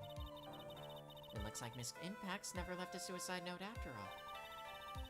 She never wrote anything about on guard. Jesus, Corrida was awful. Yeah. Like, I'm not gonna say Matt's good, but holy shit, they were both awful people. Yeah. However, Your Honor, even though the suicide note is indeed a fake, Mr. Ungard could not have known that, so the facts remain unchanged. Acting under the assumption that it was real, he had plotted to possess it. That does sound very plausible. This theory that On Guard had no idea that the suicide note is a fake. Something seems a little wrong with that. The defense believes that the theory that the prosecution has stated contradicts the testimony. If everything the prosecution has proven up to this point is true, then it's impossible for Mr. On Guard to not have known it was a fake. Because he... You can present the camera, the bear the camera was in. or I the think there's actually a transmitter, third right? thing. Yeah, the transmitter would be the third thing. I was trying to remember the 3 different things. That's fair. I mean, Yeah. in any case, it just proves that he was spying on him the whole time. Take that! When I'm saying like all the different things, I just thought about the Gene Archer interrogation, where it's like you can present this, or you can just slap her in the face. That works too. Exactly. What is this little item called again? Video camera, Your Honor. Well, pretty small one, but... Oh, that's right, a camera. Ah, you kids today and your fancy toys. Mr. Edgeworth, earlier you claimed that Mr. On Guard knew of the existence of this note. Is the judge okay at any point in his life? No, never. Good. Because he was spying on the victim. Isn't that right?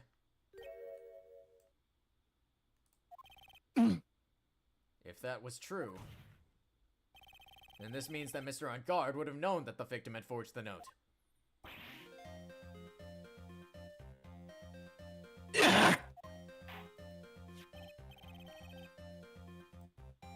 So then, the defendant knew the suicide note was a fake?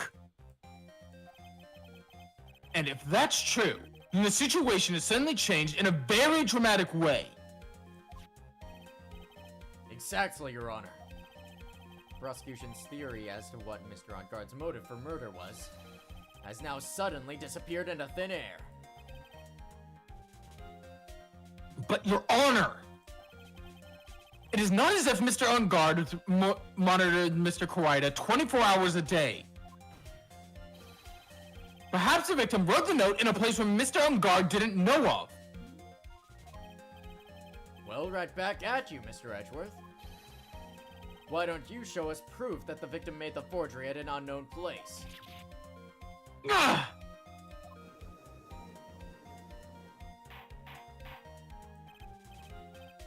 Order! Order! Order! Mr. Edgeworth! It looks like this time, it is you who has dug his own grave. As I figure. Huh? As you figured? As I figured, it came down to this after all. Mr. Edgeworth, you are not making any sense. I heard about the results of the handwriting analysis. I thought this might happen. The question is, next. What next? If the prosecution can't prove Mr. Ungard's motive through evidence, then we must prove it from another angle. Well, I agree with you there. Your Honor, prosecution would like to call a witness to the stand at this time. Oh, well, that's fine. However, this witness is a little unusual. Edgeworth stuttering. This is not like him at all. Unusual? Well, what sort of witness is this person, Mr. Edgeworth? This witness is one who perfectly fit to answer once and for all of the question. Who hired Shelly D. Killer to commit the murder? That's impossible. Who in the... No such person exists who can answer all those questions with such certainty. Yes, Mr. Edgeworth! Who is the witness? It is. It's... I like to imagine he's like tapping the, He's tapping the desk. Table? He's like, Yeah. Yes, go on. Who is it? The man himself, Mr. Shelly D. Killer. Oh, Mr. D. Killer. Wait! Shelly D. Killer? Oh, yeah, of course, of course. Yeah, of course. What? Wait, the fuck? Huh? Wait, hold up. You mean the killer, assassin? He's off Yes. his rocker. Your Honor. Not for real. That's what the fuck you questioning. He's coming here to the witness stand. Well, yes, in a manner of speaking. I recognize that this is a very unusual circumstance, so I ask for your permission. Well, Mr. Wright, Yes? is this all right with you? Do I have a choice here? I mean, I can't really do much else to drag this trial out, so, the defense has no objections, Your Honor. I wonder if it's really all right to do this. Very well. The prosecution calls our witness to the stand. Is there any actual, like, legal precedent for like, calling an assassin to the stand via walkie-talkie? Who knows? I mean, no, but Okay, to be fair, there has been a parrot called to a witness stand before. That one's I was just real. talking. That one's Yeah, since I'm from real life, but yeah, parrot has also been called in real life. But like, calling someone over walkie-talkie to the stand is not a thing you could do in real life. Probably. Probably. Who knows? I'm not a lawyer. I'm not a lawyer either. I'm gonna say no because that would be. But I mean, I don't know. Who friggin' knows? Certainly not us. Edgeworth, is there no other way left for us? Because holy shit, dude.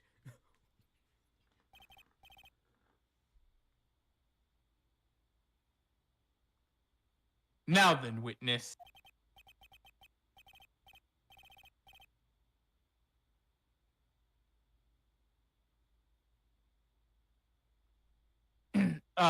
Your name and your occupation, please.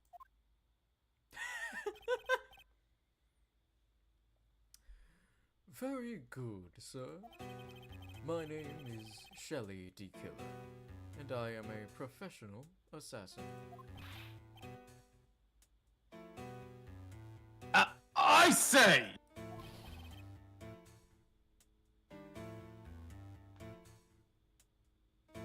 What is going on here? That's Mr. Shelly D. Killer, Your Honor. Your Honor.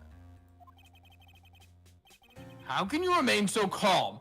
What is the meaning of this two-way radio? Actually, Your Honor, it was delivered to me just now. It came with a condition. As long as we do not trace its source, Mr. D. Killer will testify to the court. No wonder these games got a sequel. This is fucking awesome. No, you're right. Exactly. This is the most wild one. This is definitely one of the more wild interrogations. Yeah. Because you're literally questioning. We're questioning a walkie-talkie, dude. The only thing weirder than this one is the parrot, which was already in like the first. Yeah, isn't there a time where you question like a whale? You don't question the whale. The whale is a defendant. Oh. I feel like that's even weirder.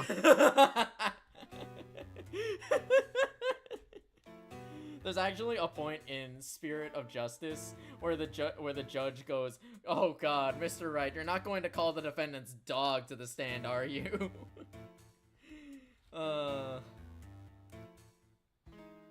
God, I love Ace Attorney.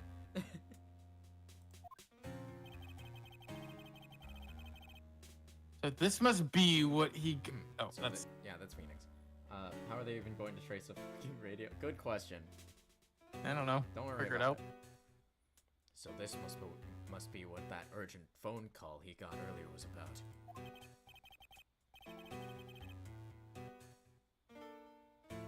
Oh no, this will not do. I cannot allow this in my court.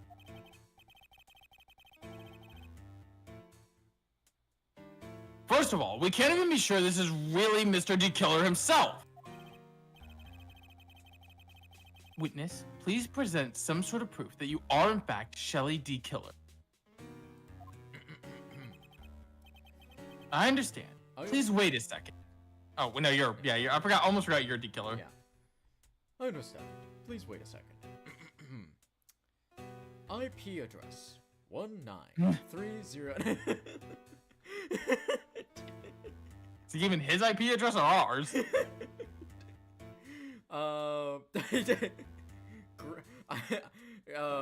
Both. Who knows? I am inside your walls right now.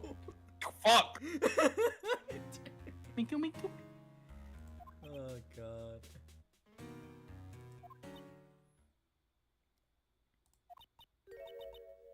I'm so hungry. Maya! Maya! A voice? Mr. Wright, can you confirm anything from this? The defense has no objections to this person.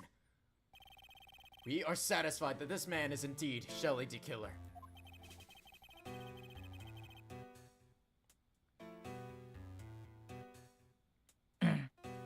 It looks like we have run into yet another unexpected turn of event.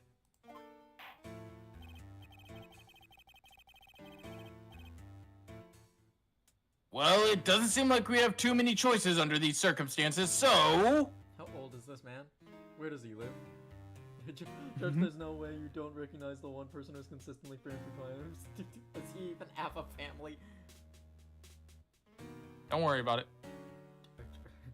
Now I'm going to go off to play with jingling keys and wonder how I even got this job. Well... Oh, wait. Oh, now sorry, then, I witness. sorry. I think I actually did already Oh, read that, and I just forgot. Okay, gotcha. Brain. Now then, witness. There's one thing I would like to confirm before we speak of anything else. The judge is a stand in the court. There's nothing before the judge. And what would that be? At the request of the client, you killed Mr. Juan Corrida. Is this correct? It is as you say. I did indeed kill Mr. Corrida. Mm-hmm. Now that we have that, let's move on to the name of your client. Very well.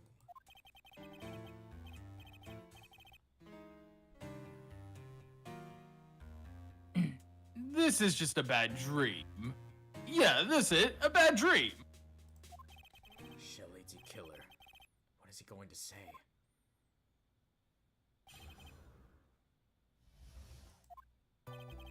There is something I must first state. To an assassin, nothing is more important than the trust between a client and himself. And that is the reason I am here today on this witness stand. It is my wish that you grasp this concept before I give the name of my client.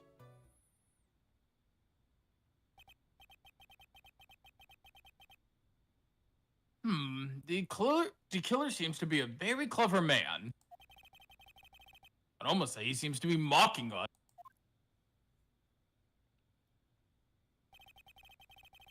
Well, he may appear to be our enemy. Mr. D. Killer is only stating the truth. He is no hypocrite. He has always stood by this one belief. You mean the trust between his client and himself?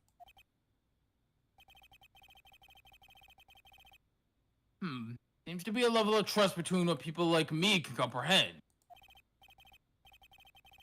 Well, Mr. Wright, are you ready to cross-examine the witness? Yes, Your Honor. There's no way to know what's coming next, so stay cool and collected, Phoenix.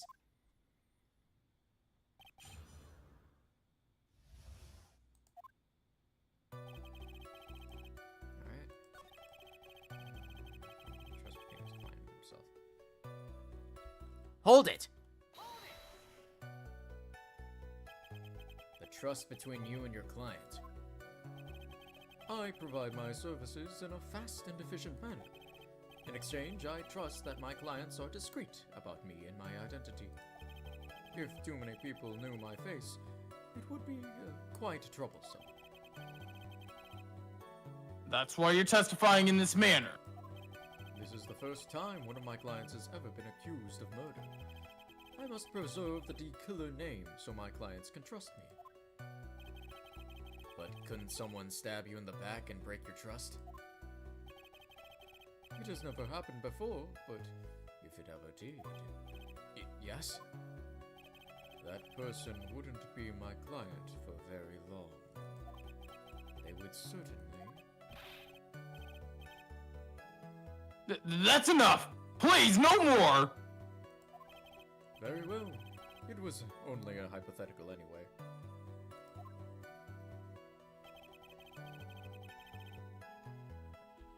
Hold it! Hold it!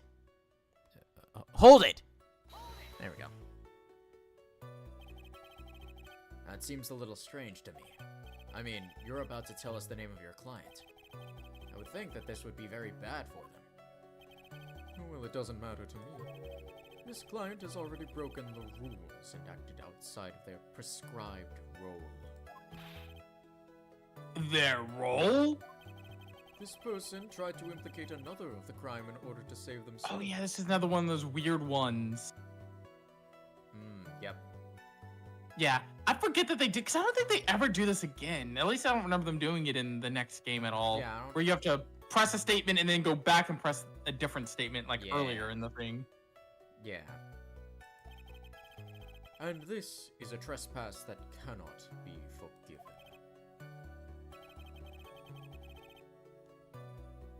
You, who gave you the right to become so high and mighty. To the gentleman who spoke just now, excuse me, would you care to die? Holy shit, dude. Oh my god. I'm sorry. No, I didn't say anything. Judge better watch himself. Okay. And then we go back to the second statement and press that statement again. Yep. Hold it! Hold it! And this Hold one it. brings like the Hold it. fucking craziest shit. There we go. The trust between you and your client? I provide my services in a fast and efficient manner. In exchange, I trust that my clients are discreet about me and my identity. These are the roles and duties an assassin and his client are to carry out. I'm sorry, but I was wondering about something else you just said. You said that your client had already broken the rules. A person who frames another is the worst kind of human. And that's why you feel you can betray this person. I have no trust relation with a client who can't understand their designed role. Just my luck. An assassin with a conscience. Who would have figured? An assassin with a conscience. Now then, everyone. Do you think you can understand my logic? This case just keeps getting better and better. If you can't, then I'm afraid we can't proceed. Everyone understands your point, I think. Really? In that case, I believe I'm prepared to disclose the information you seek. Proceed? We keep proceeding, Kagurabachi. Proceed! You have made it crystal clear that you value trust above all else. I believe we are ready. The proceed has been ruined for me. Maybe I should start reading Kagurabachi. Excellent. Let's see.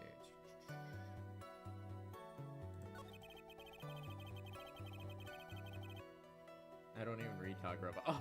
Oh, okay. Now then, I do believe it's about time I revealed the name of my client.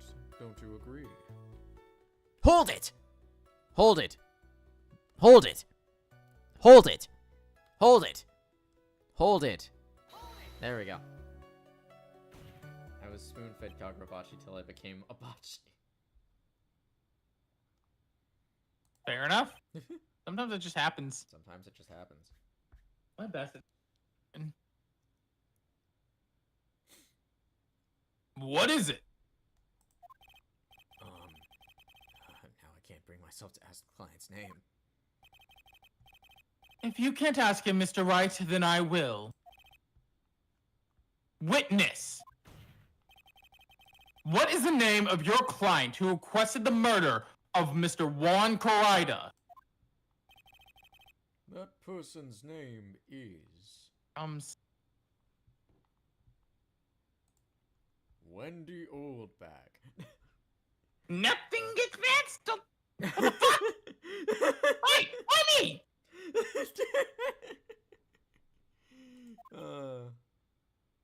That person's name is Miles Edge.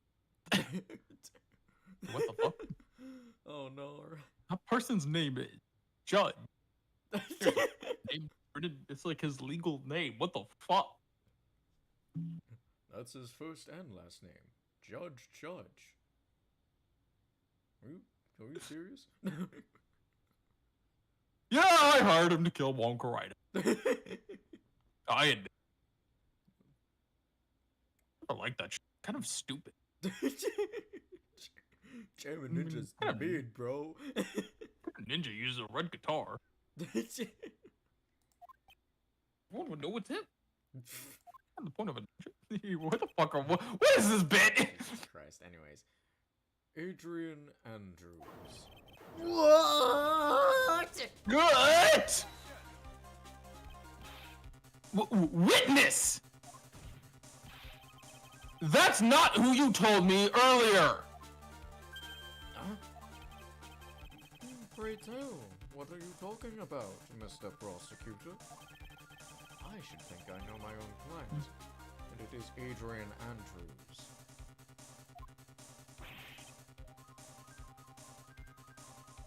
What? It can't be. On the phone earlier. What's going on here? My guess is that Mr. D. Killer just stabbed Mr. Edgeworth in the back. Stabbed Edgeworth in the back?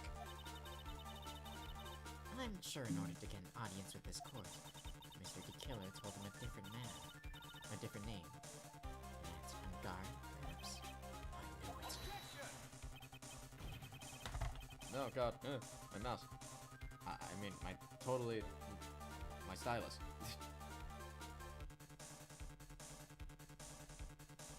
This is outrageous! I was deceived!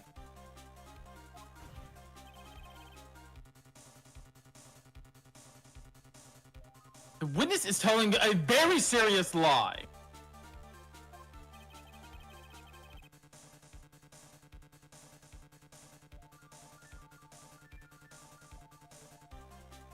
But you're the one who summoned the witness. Ugh.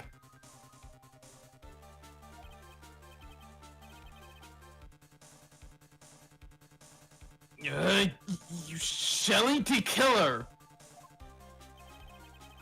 My testimony is the truth.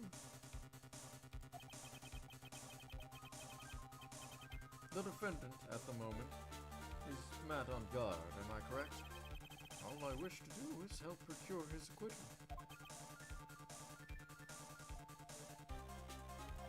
Wow. All of a sudden, it feels like we can actually win this. Yeah. But, do we want to? Prosecution has failed to provide a motive and has instead provided this suicide note, which is a forgery created by the victim. Furthermore, there is a possibility the defendant himself knew it was fake. But most definitive of all, we have heard the assassin himself heard from the assassin himself the name of his client.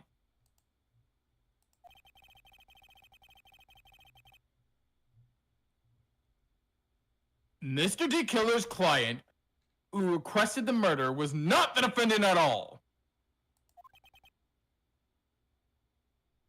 No.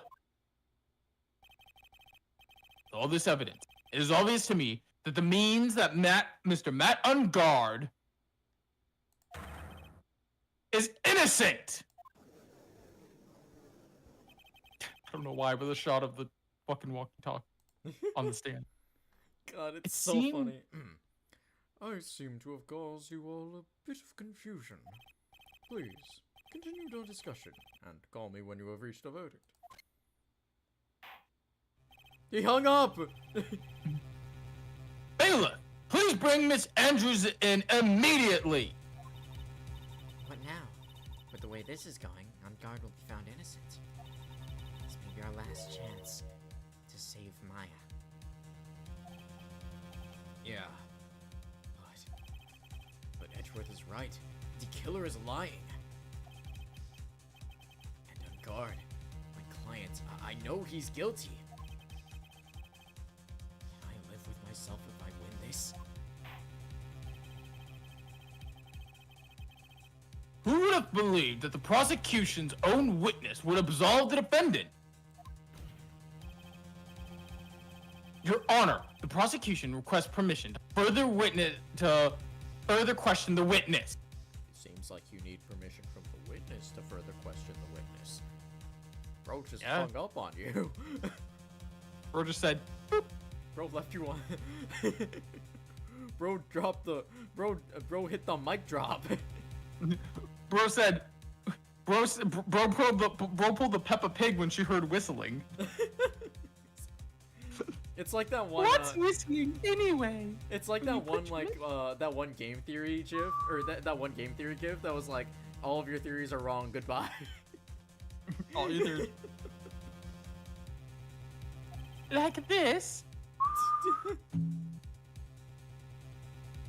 Shelly D. Killer is certainly lying under oath.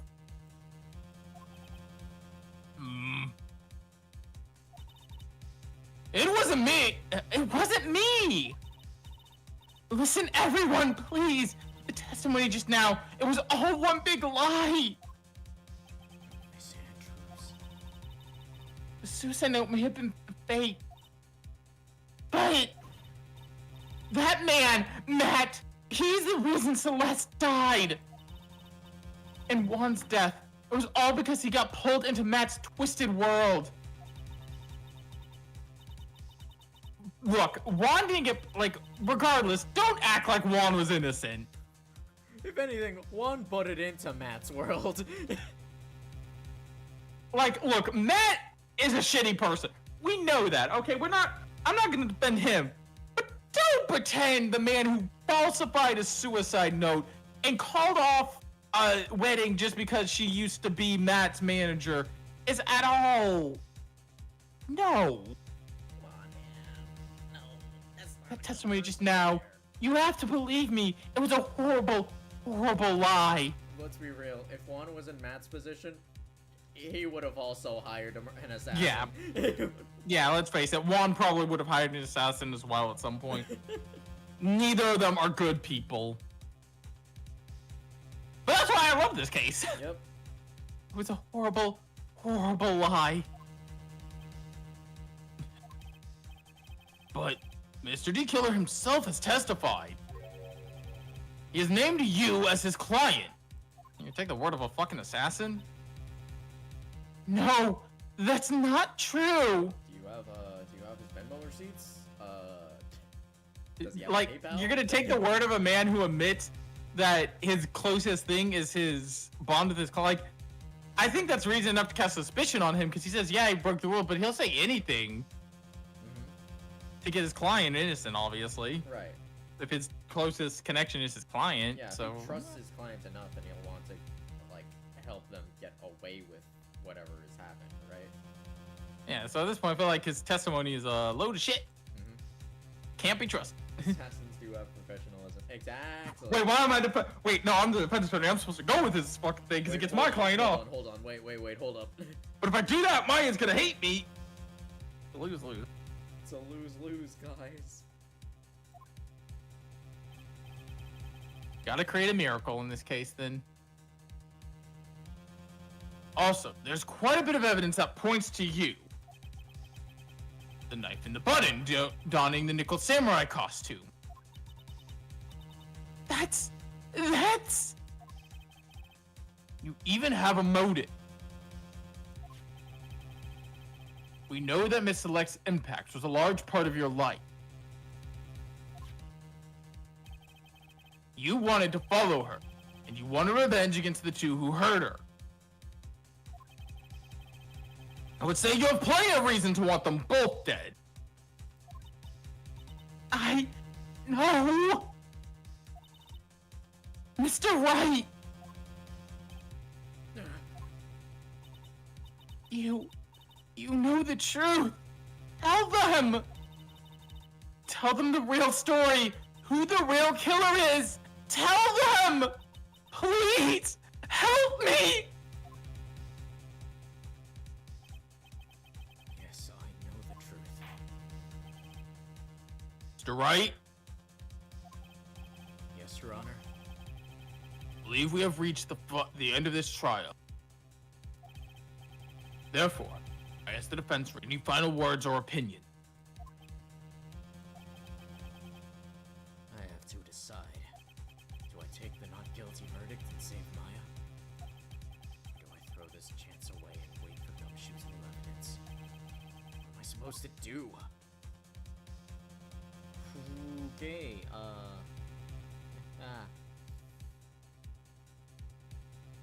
We gotta wait for the evidence. We gotta wait for the evidence. So I'll say this. I decided to once see what would happen if you click request the verdict. If you do, Phoenix pretty much gives into his guilt and requires to continue the trial. Yeah. Yeah, he'll feel guilty, unable to go through with it. He will say to continue the trial. So it doesn't matter which you click, but it is. Yeah. Phoenix.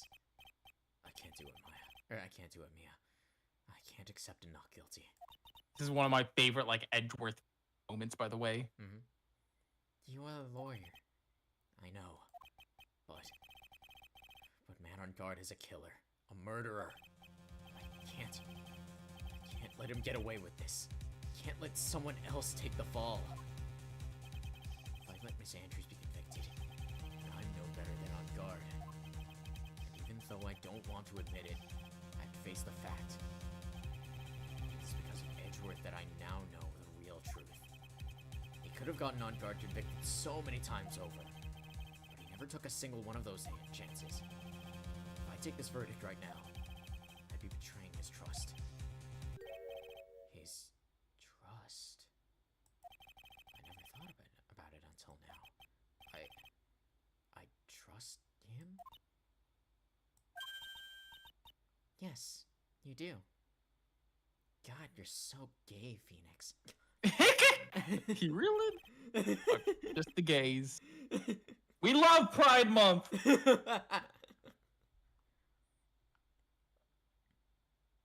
Mr. Wright, your opinion, please. The defense requests that we be allowed to further question Mr. D. Killer. Am I hearing you correctly, Mr. Wright? Right. But the witness has cleared your client through this testimony. Your job here is done. I'm not done yet.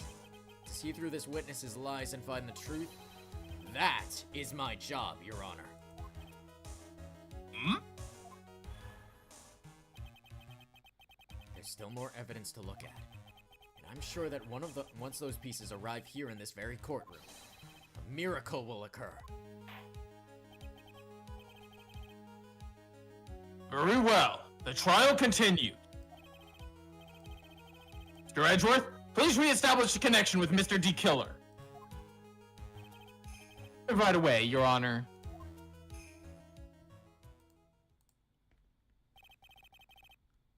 As of I thought I blocked this number. we use *69. Oh, god fucking damn it. Has a verdict been reached yet? Before that, we would like to talk with you a little more. No, son of a bitch. About? All you needed from me was the name of my client. What else could you possibly need me for? Well, actually, we would like to hear everything you know about this case. I killed him, yeah. I mean, like, the getting hired and, you know, everything else surrounding. I killed him. It was really easy. How Adrian Andrews supposedly hired you, and, like, what you know about Adrian, what you know about Matt, what you know about Juan. Would you like her Venmo? That doesn't help. I don't need to pay you for shit. I just want to know how you met everyone and you know what you know about them outside of the killing. I don't feel like Uh, This is how things are usually.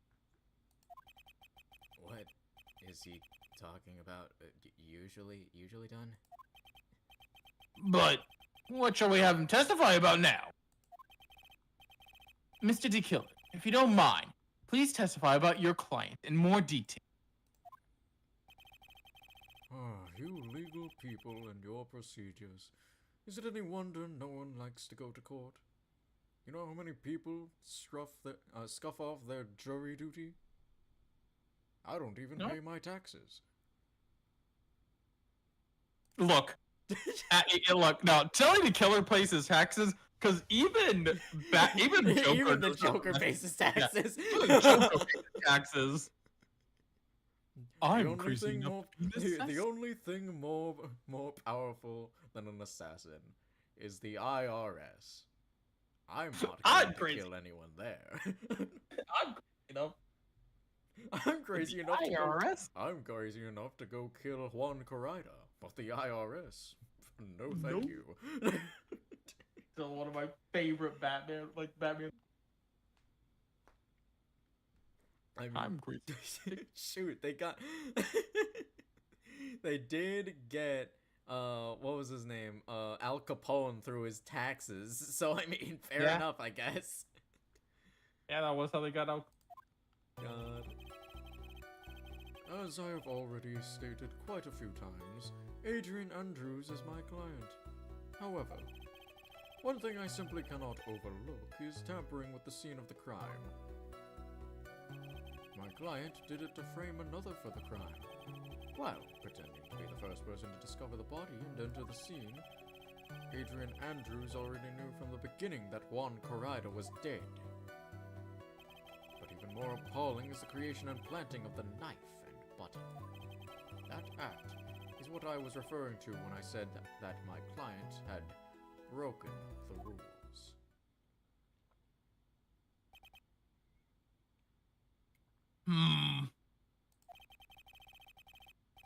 This is the most unexpected turn of event. For the 5th time now? Who's keeping track? It's like, I've been. I don't.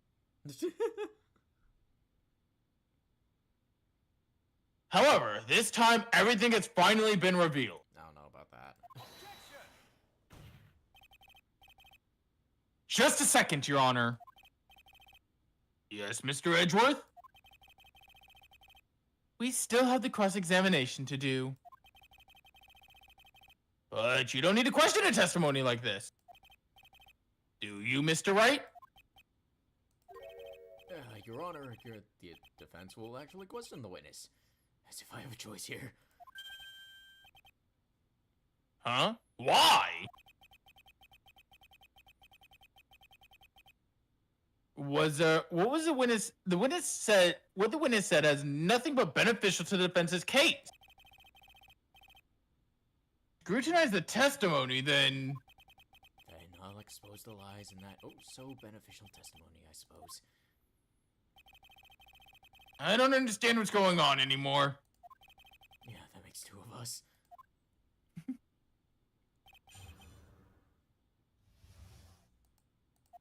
Cool, alright. Oh, let's try and get him.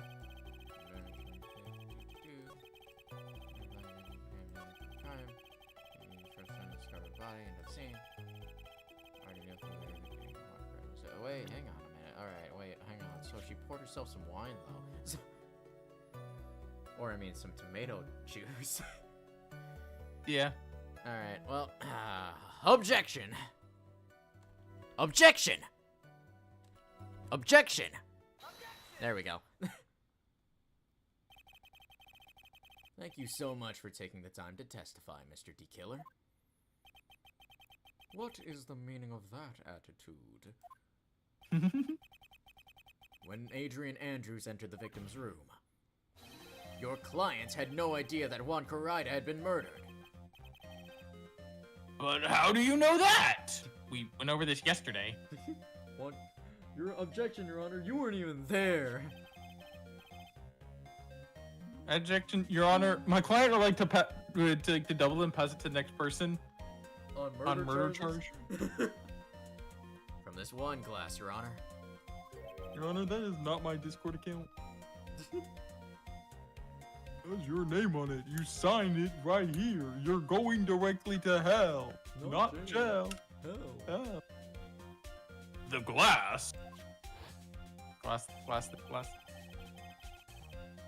Mr. D. Killer's supposed client thought Mr. Corrida had only fainted, which is why this glass of tomato juice was poured for the victim. Isn't that just a part of Adrian Andrews' calculated plan? That is not possible, Your Honor. This glass bears the fingerprints of that person. Had this been planned, they would have never left their fingerprints behind. I see your point. Mr. Edgeworth, what is your opinion? Strangely enough, I had the same exact thought just now. You see, this is what I love about this part. This, like, back and forth with Edgeworth and Phoenix. I mean, we saw it a few times in the first game, but it's so exemplified here when they're actually working together to uncover the truth and, you know, do what's right. I love it. I love it. Absolutely. Witness, how do you explain this strange phenomenon? Isn't it a waste of time to ask about such a minor detail? It's not a very important point anyway, correct?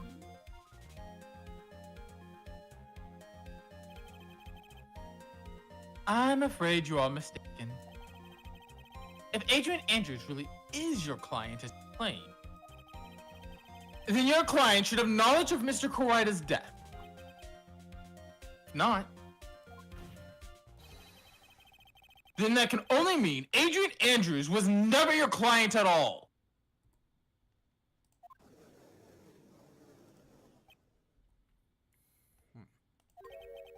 How strange.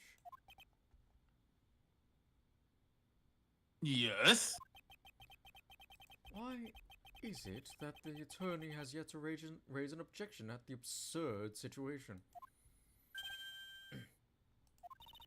Phoenix, if D. Killer figures out what we're up to, we're in real trouble. Yeah, I know. Mr. Edgeworth, I'm surprised. You know you can't say things like that without any evidence. Sorry. I got the judges like, what the fuck? I like the sorry from Edgeworth. Sorry, yes, of course. The Oopsie fuck are you talking daisy. about, right? And the judge is like, what the hell is happening? Sounded like an awfully weak objection to me. Objection. Anyway, I am positive that there was a contradiction in that testimony. Anyways. Moving on to their lives. The prosecution requests for the testimony concerning when the request was taken. Very well. Right now, I have to buy us more time. While we wait for the items the killer left behind to get here. I just know the very outcome of this trial lies with those items.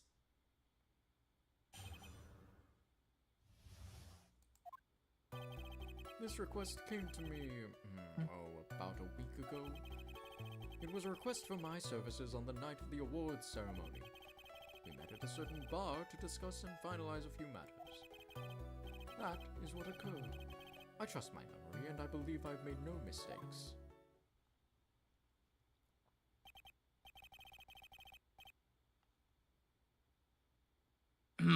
So you physically met with your client? Your client, huh? That is correct. Meeting one's client is the first step to building trust, in my opinion. I see. Mr. Wright, your cross-examination, please.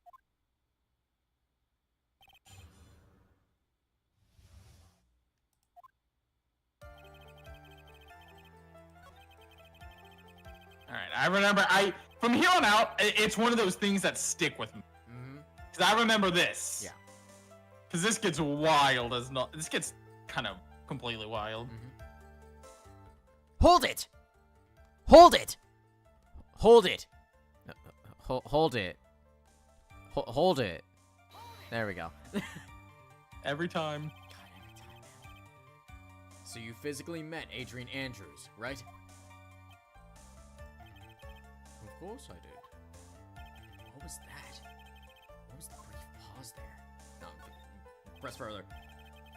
Witness! I would like for you to give us a few more details. I always meet with my clients as a matter of principle. I never have taken a request by telephone or mail. And why is that?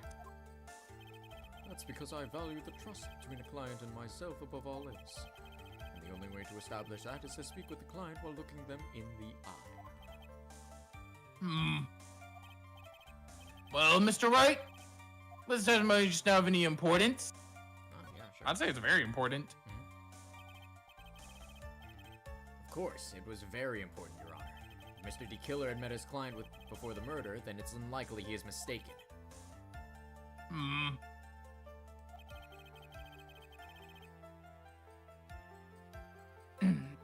So you're saying you're certain that his client really was Adrian Andrews? I guess so. You see, he's just as I said. Yeah. I'm so lost. Who the heck am I supposed to be helping here? Calm down, Phoenix. Think carefully and relax. Now then, would the witness please continue?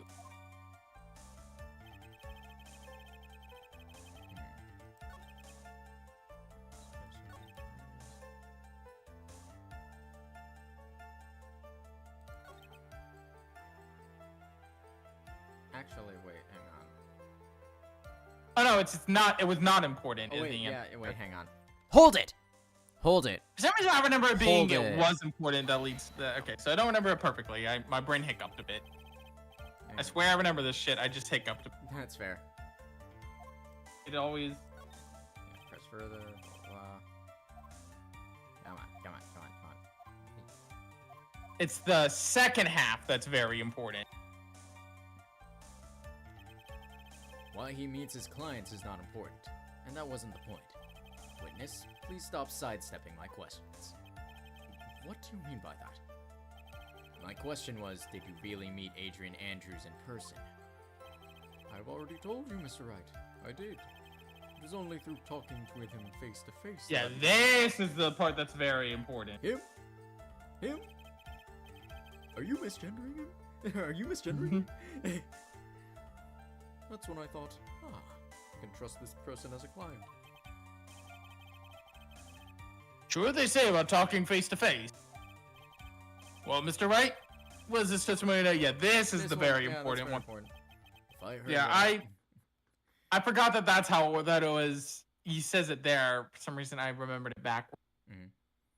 If I heard what I think I heard just now, then I think I've got him. Your Honor, I believe the testimony of just now was of the utmost importance. Huh? Really?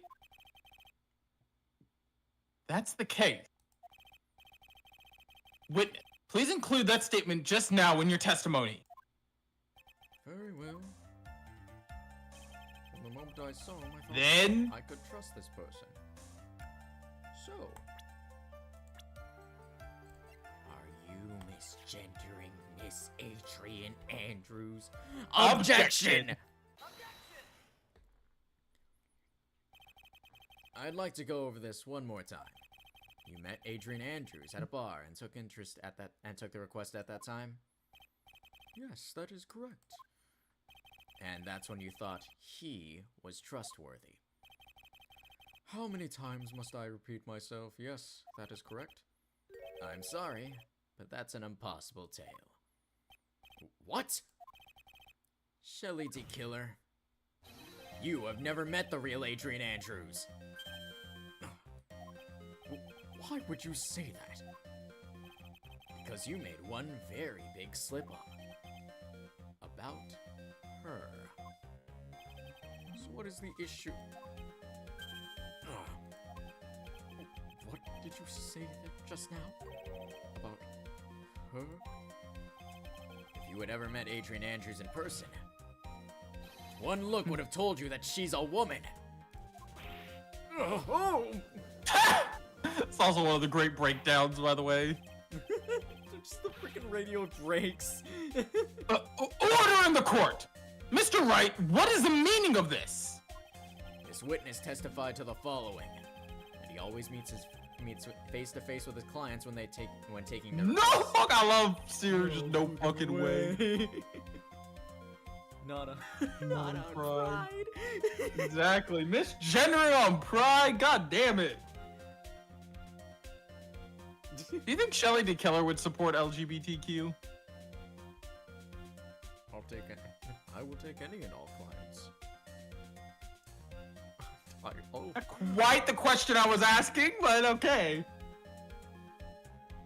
But he has never met Adrian Andrews in person.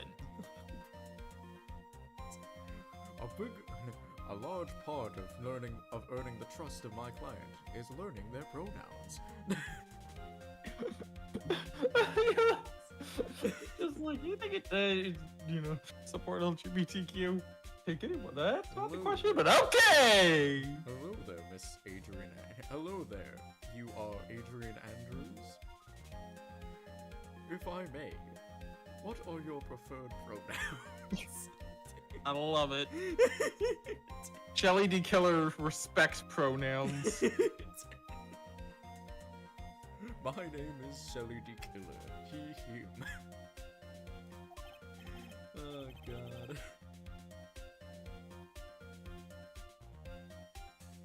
Yes, look, he's an assassin, not a monster. Yes, Your Honor, that is exactly the point. Yeah, One of my favorite, who is a monster? Madguard. Yeah, Madguard would respect your pronouns. Neither would Wong Kore-ida for that matter.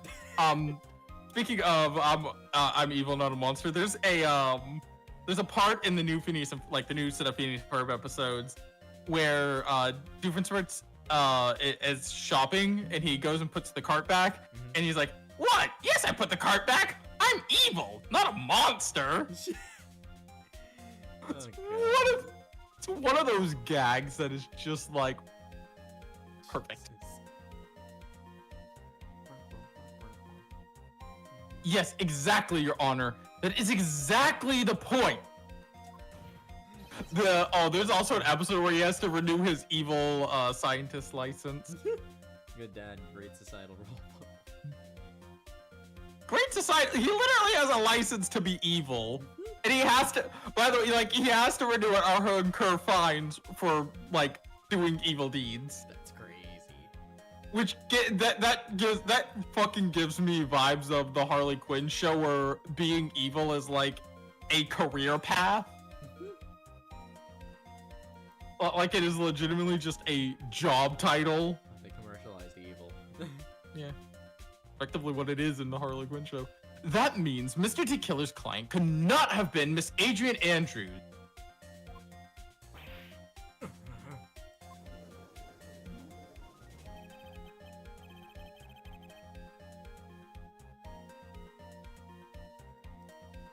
Mr. Edgeworth, I understand your logic on this one. However, what the fuck? I forgot about this sprite, kind of. Why would the assassin make such a basic mistake? Rose I believe it has to do with her name, Your Honor. Her name? Yes. Adrian Andrews is without a doubt a very androgynous sounding name. Why, yes. Why is the walkie-talkie leaking oil? Don't worry about it. Don't worry about it. Yes, I see. Gotta oil your walkie-talkie. Unluckily for Mr. D. Killer, the entire time he was on the stand, no one has stated Adrian Andrews' gender. And so, he simply picked the wrong gender to go with. None of that would have happened if he just said they.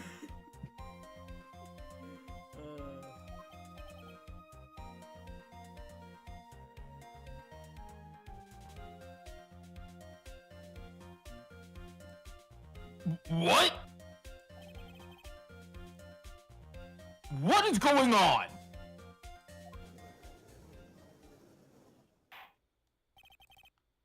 Shelley D. Keller! Something so funny with it. This court demands an explanation. I mean, an assassin lied to us? What's next?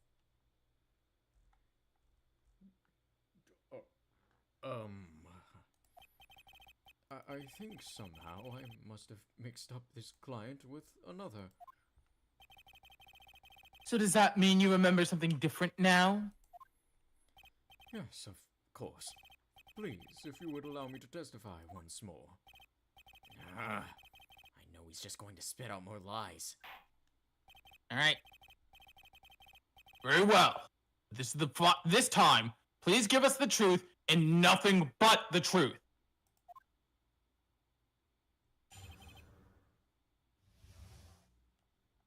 Alright.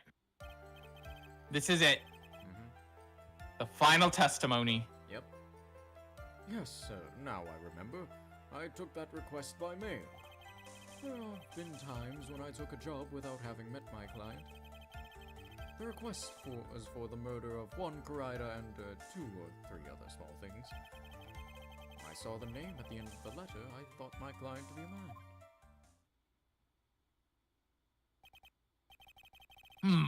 So you took the job through a letter. He didn't mention anything about a letter in his earlier testimony, which means he's definitely lying. Be careful, Phoenix. If you break the assassin's testimony completely, it's over for us. I know.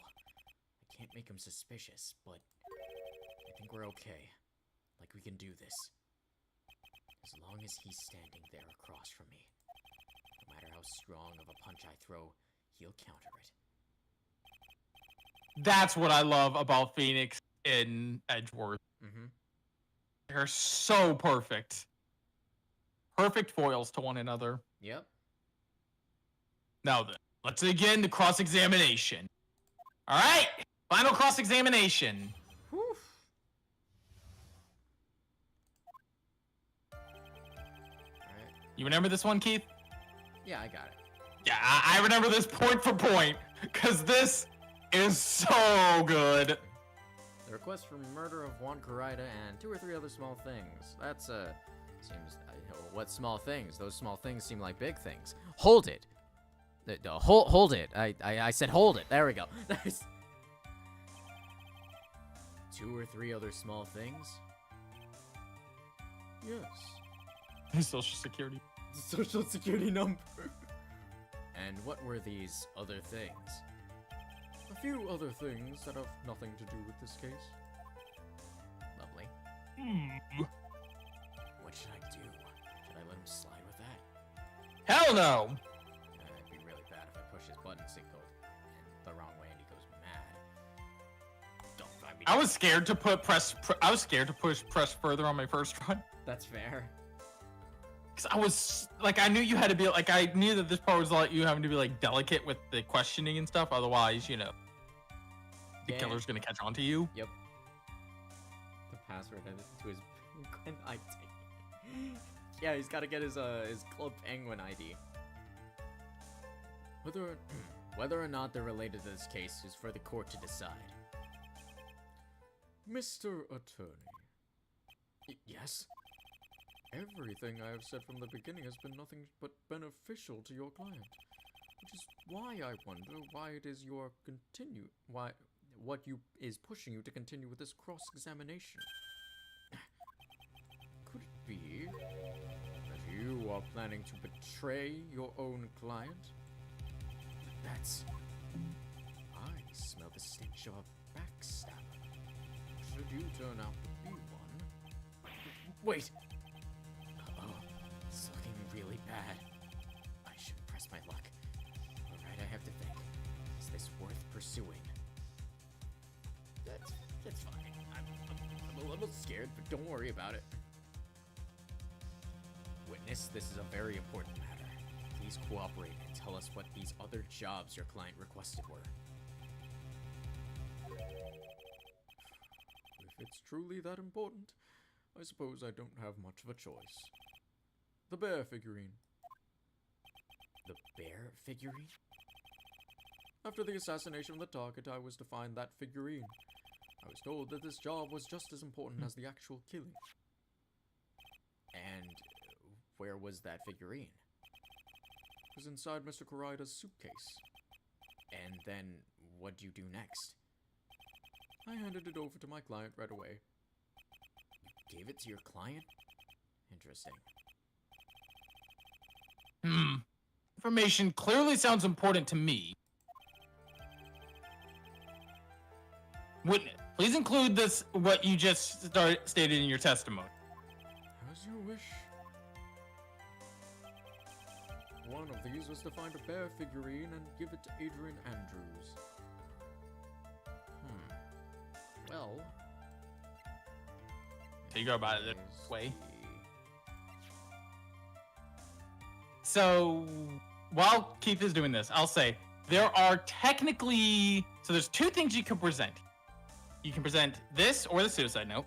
Yep. But there's also technically another route to go about this. While this is the obvious answer,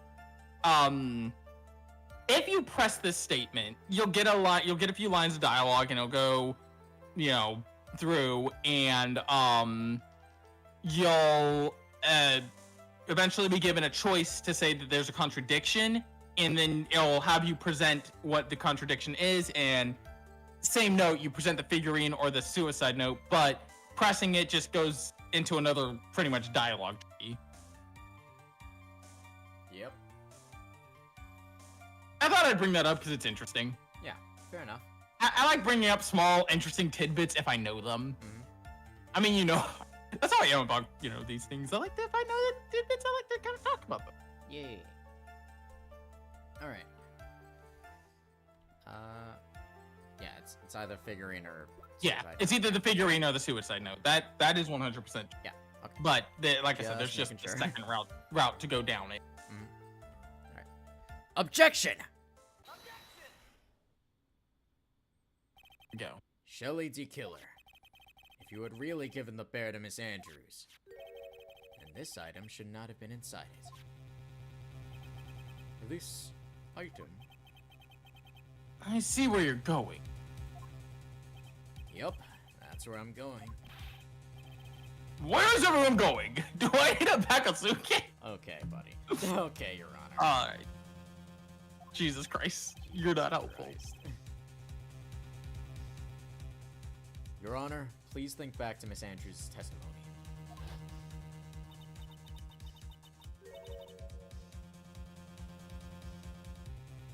I was gonna burn it. If If even for a single moment, Miss Bear had actually been in Miss Andrews' hands, I'm sure she would have taken the suicide note out and burned it.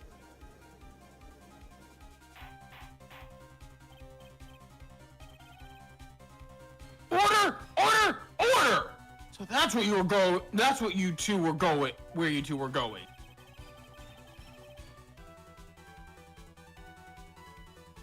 So, by the very fact that this suicide note was still inside the bag, tells us that your client didn't know how to disassemble the puzzle.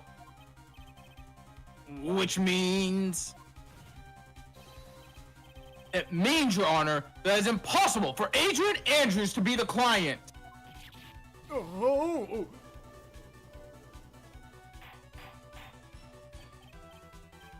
Order! Order! Order! Mr. Phoenix Wright. I'm sure I mentioned this before. How I hate traitors above all else. I think your cross-examination has clearly demonstrated something to me. You must wish to break your end of our agreement. No, that's enough. If that is your intention, then there is only one thing for me to do. Wait, please. Gentlemen, ladies, please excuse me. I have a matter that I must attend to. No, please, not that. Please wait. Mr. Attorney, bring this trial to a speedy end, or I may stay my hand. And I may stay my hand. Otherwise...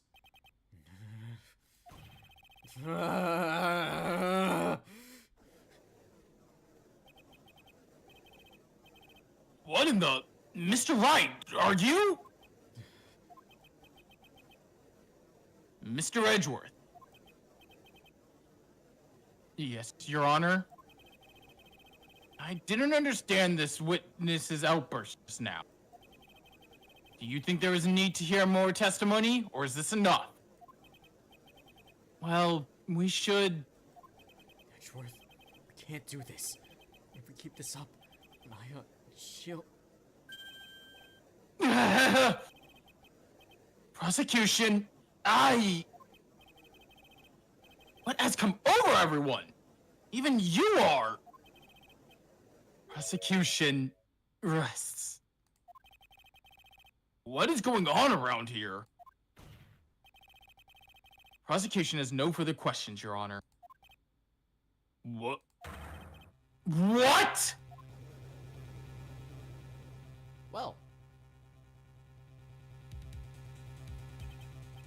Well, I never thought I'd see the day. This is a most unusual situation. Prosecution rests with no further questions. Then, prosecution has failed to uphold its stand. The case, and even though I am reluctant, I must believe that Mr. D. Killer's testimony is accurate. That would mean that Shelly D. Killer's client is Adrian Andrews.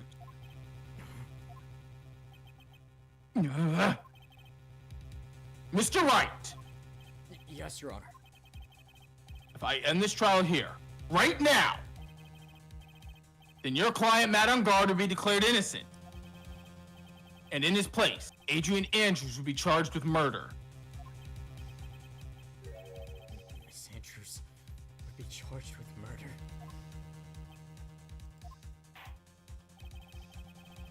Prosecution has no further questions, so we'll now hear the defense's final remark. Bailiff, please bring the defendant, Matt Ungard to the stand. The items from the killer's hideout didn't make it in time. We tried as hard as we could. Looks like our time has run out. I can't believe it. The outcome now lies in your hands.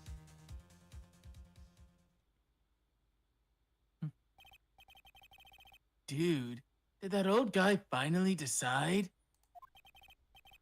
To be honest, I can't think of you as truly innocent or a good person. You've done enough evil to drive a woman to suicide. But, at least on the charge of murder, it would appear you are innocent. Heh!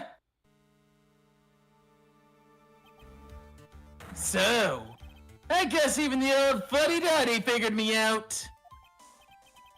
Mr. Ungard? You were an atrocious lawyer, weren't you? Giving your client away like that? And that refreshing like a spring breeze crap? It's just atrocious. Don't you agree? Anyway, get on with it and pronounce me innocent already. Right, Mr. Lawyer? Should I side with justice? Or should I save Maya's life? You better get Ungard a guilty sentence, okay? But if I did that, Maya will die. If I say he's innocent, then Miss Andrews will be charged as the murderer. Do I say he's guilty or not guilty? Either choice I make, someone's life is going to end. It all hinges on what I choose. Now then, Mr. Wright. Let's hear the defense's final statements on this matter. The person who hired the assassin was Adrian Andrews. Then your client, Mr. Matt Ungard, is innocent. There's no need to ask, old man. After all, my lawyer's gonna say what I want, aren't you? Right. I can't do this, but I have to decide something. I can't count on the evidence to help me anymore. I have to listen to my heart. My client, Matt Ungard, is... Ooh, boy. Oh, boy. Oh, boy. Alright, what we thinking, gamers? It's a fuck situation either way. Yeah. What do you think, Keith? Oh, boy. I'll let you have the pick here. Eeny, meeny, miny, mo. Do we save Maya and doom an innocent woman to, doom an innocent woman? Or do we get this deranged man locked up, but lose Maya? Ooh, boy. Well, we gotta... To me, we follow Maya's wishes. Yeah, we have... Maya wants us to side with justice as much as it pains us. Yeah.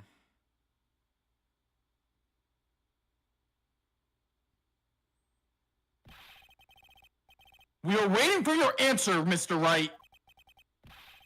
Matt Ungard, your client deserves an answer. Maya, I'm sorry. Matt Ungard is...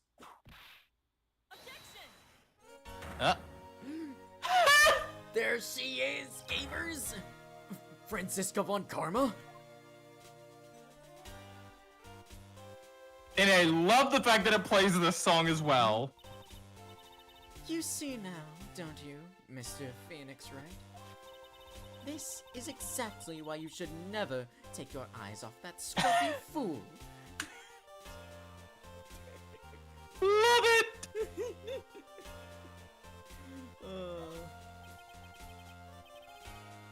Did you bring them? The final pieces. Do you have them? You You should know better than to ask that, Mr. Miles Edgeworth. I love that. Avon Karma is perfect in every way. The evidence is here is in perfect condition. Don't worry about Scruffy. He's fine and his injuries are minor. All of the items are inside this.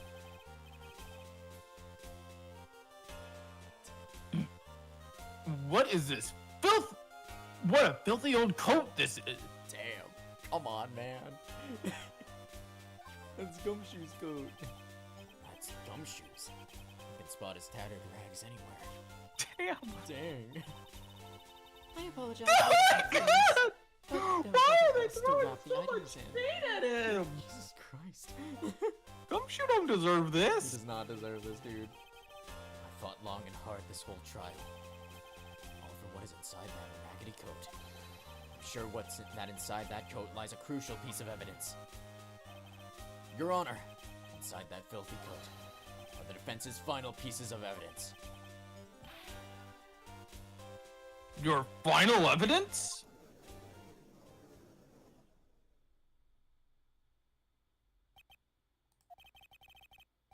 Trial is already over. All that remains is for me to hand down my verdict. I do not believe that any evidence presented now would change the outcome of the trial. What? Your Honor, it is our duty to examine every piece of evidence down to the last. I request that Miss Von Karma be allowed to present these pieces of evidence. I suppose you're right, Mr. Edgeworth. I grant permission to do so. However, this one obvious rule applies here. These items do not bring up any new points, and they will not be accepted by this court. Now, Miss Von Karma, if you please. These pieces of evidence are items left by D. Killer during his escape from the police. He must have been in quite a rush. Yes, Your Honor. D. Killer left 3 pieces of evidence. Somewhere among the evidence we're about to see, there will be something that will turn this whole situation around. Like a miracle. I'm sure of it. That's all we can hope for. The first item is a pistol. Does the killer's pistol have anything to do with this case? Let's see. God. I forget for this one specifically. I don't think you need to, but you can question for more, That's fair. and you'll learn something about it. Yeah, we may as well. It's worth it to question. Yeah, I say it's worth it to question all 3 pieces for That's more. fair. Does the pistol have any relation to the case? We have yet to perform a ballistics test, so I can't say anything for certain. However, I believe it has something to do with this case. At least, To me.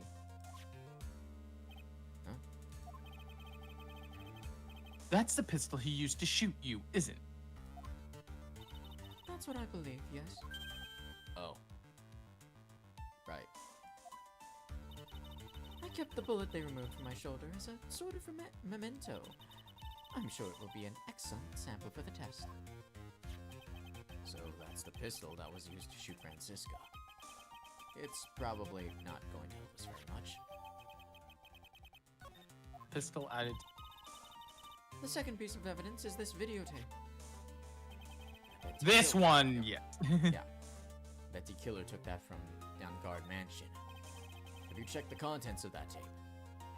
Unfortunately, there was no time to. Oh, yeah. But I would speculate that this tape is very important. Why would you say that? Because he came back to his hideout for it. The Killer went back for it? That's right. Looks like he was trying to recover it. He injured 3 of the officers at the site. Jesus. 3? That's a skilled guy. Yeah. He's a skilled assassin, apparently. But somehow, it looks like they managed to protect it from D. Killer. Shelley D. Killer is no ordinary man. The last piece of evidence is this bellboy's uniform. Is that a uniform from the Gatewater Hotel? Was that used during the crime? I'm almost certain it was. There's even a pair of black leather gloves in one of the pockets.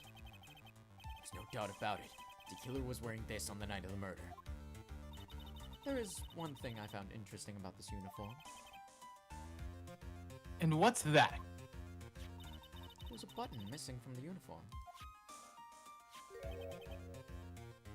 A button? It's a very unique button. I'm sure if we were to recover it, it would provide us with an interesting clue.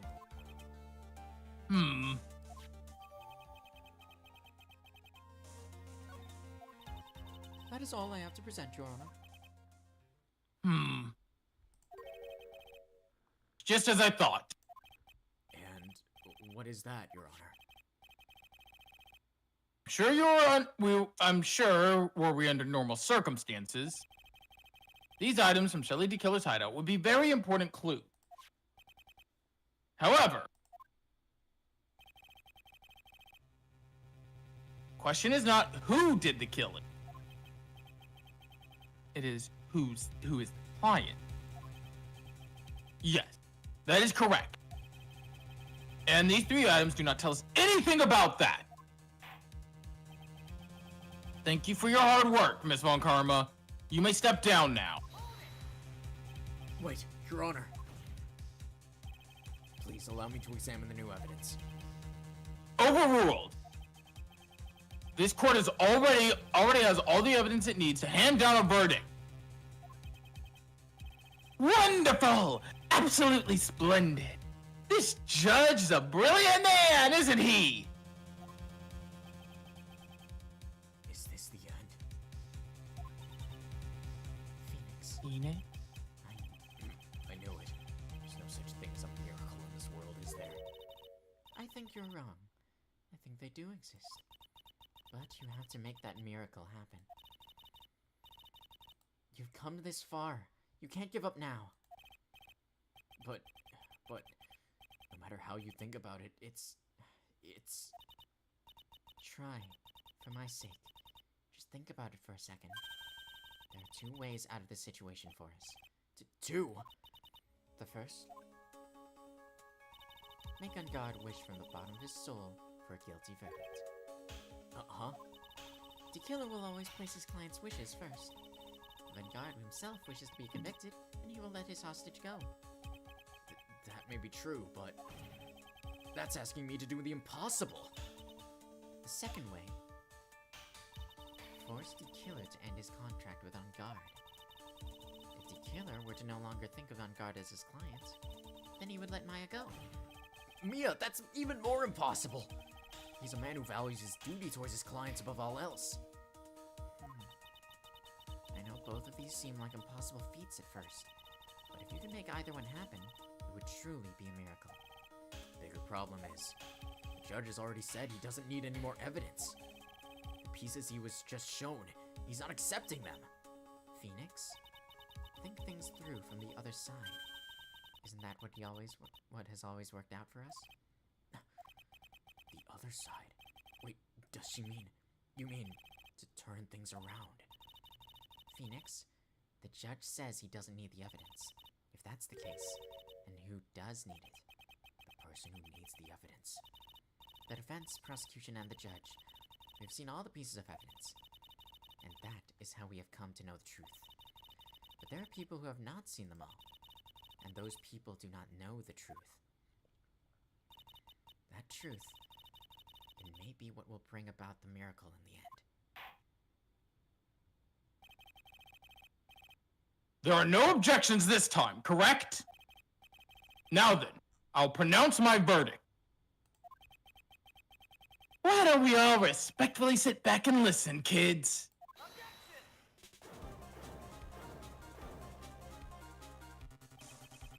I've already told you, Mr. Wright.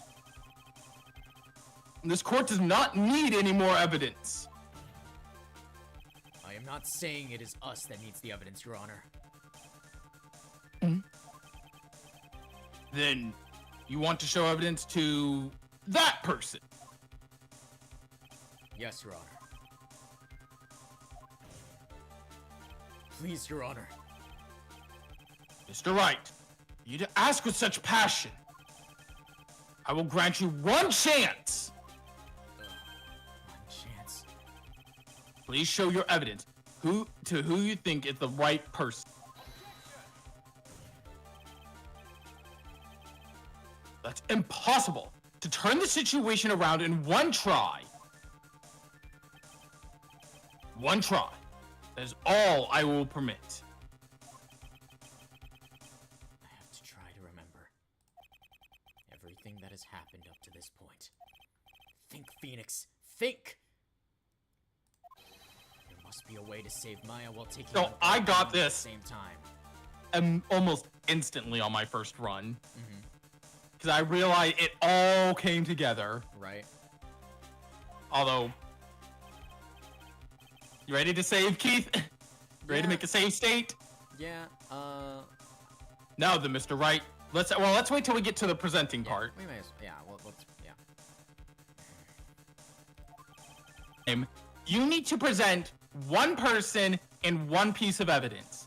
It has to be, you need to present the one piece of evidence that a certain person has not seen. This will determine your ending, as there is a good and bad ending to this game. We are going to show off the bad ending here first, Yep. for a particular reason. So, Juan Corrida! Anyways, we're gonna show... We're gonna show Wendy Oldbag. show Wendy Oldbag. Take that! I see. Jesus Christ, what are you about to pick for the item? I see. And now, tell this court what one piece of evidence you would like to show this person.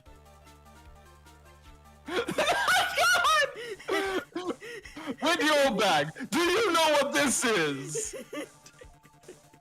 Yeah, I have a laser pistol right here. Wendy Oldbag, and then he just pulls out the gun. You just point the gun straight at her. Anyway, That's what happened. That's why she doesn't appear anymore. you have lived for too long, lady. Alright, take that! Take that. Take Take that. that. Take that. Please take it. Please Take that. Take that. pistol. Thank God. Thank God. Oh my God. Anyways. Well, what do you think, Mr. Edgeworth? What do you think, Miss Oldback? I think it's a gun. God. Oh my. I don't have anything to say to this. How about you, Miss Von Karma? Well, I was just shot. By this gun! Well, Proof I was is in the just pudding. shot, so That is a great line. You know what? That's Jesus Christ. I forgot how even humorous that part of the bad ending was. The bad end is actually really sad. yeah. But There's one really, really funny part of it. yeah, and it's just that's why we have to show it off. Mhm. I'm afraid I cannot allow the defense to continue. What? No one understands what you're talking about anymore. Wait, please, one more chance. That is enough, Mr. Wright. I will now state my verdict. Court finds the defendant, Mad on guard. The one time we don't. Yeah.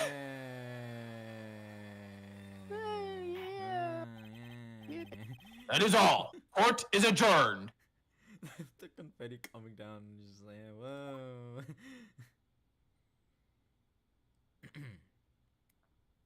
And just like that, the case came to an end. I ran away from the courtroom and wandered the streets alone. I never saw Maya again. The killer is a man of his word, so I'm sure he released her as promised. I heard the verdict of Miss Andrews' trial a few days later. She was found guilty, of course.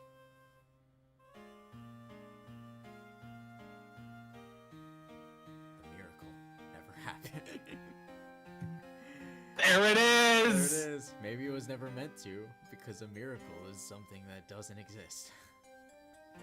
Yeah, A miracle that never is happened, guys. The miracle never happened, guys. No. Yeah, that is that typo.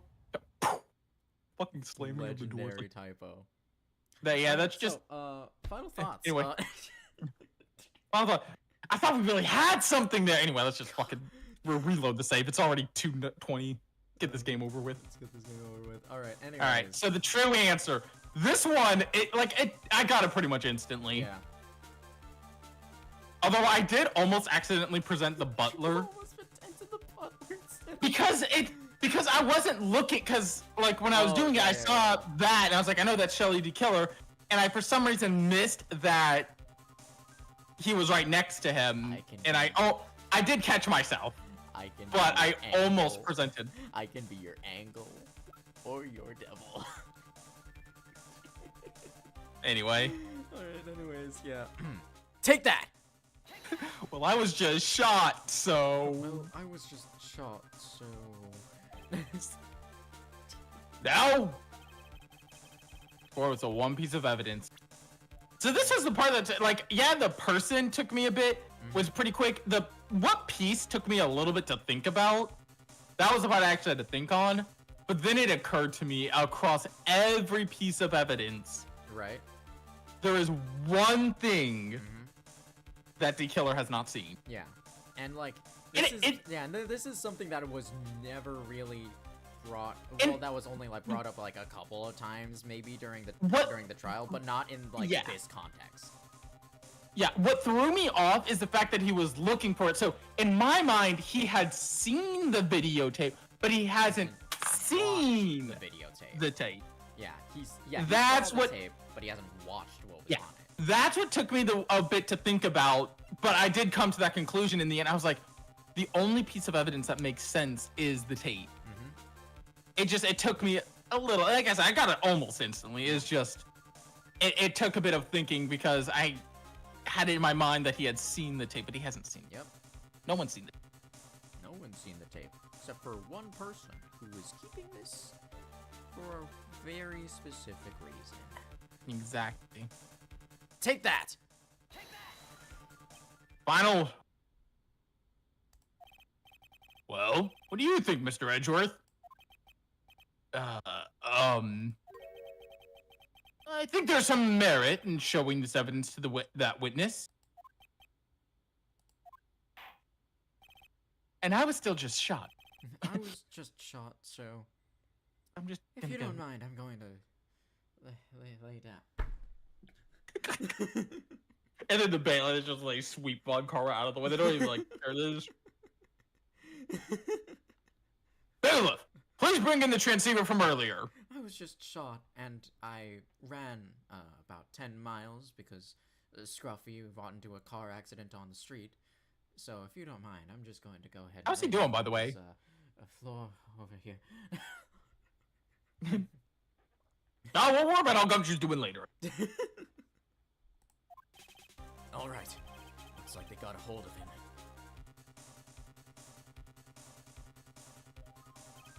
Maya, she's okay, right?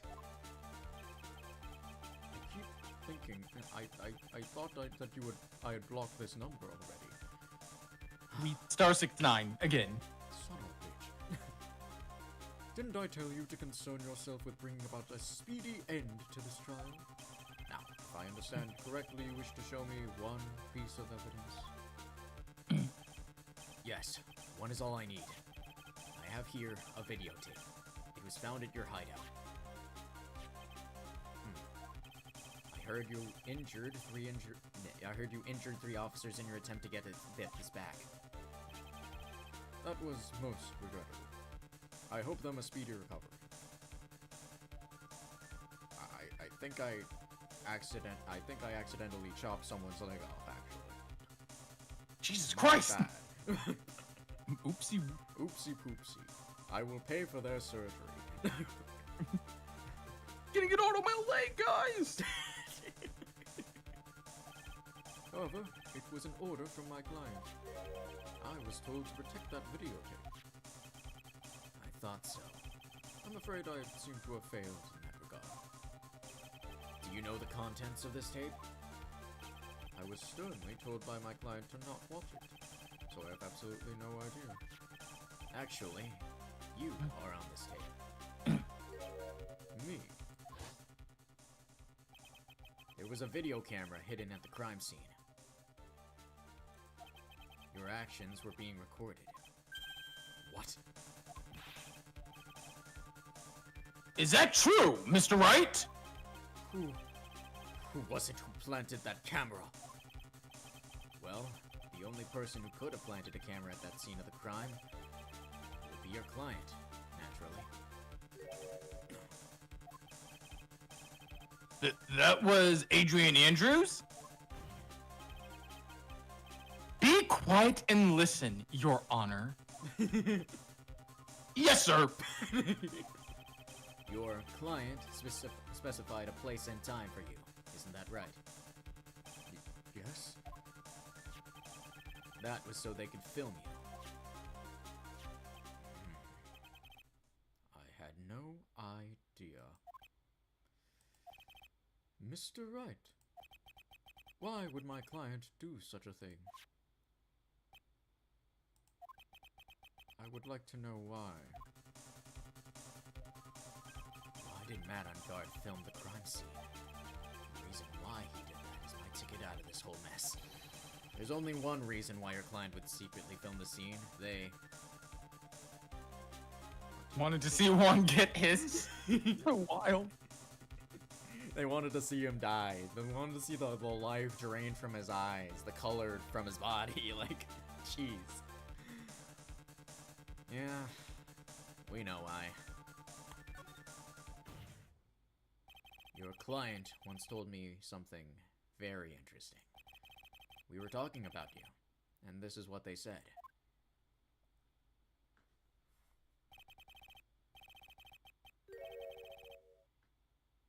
But I'm no weakling.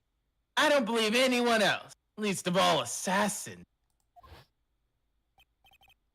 Oh, come now, Mr. Wright. Assassins aren't above blackmail. Yes, that's where the video comes in.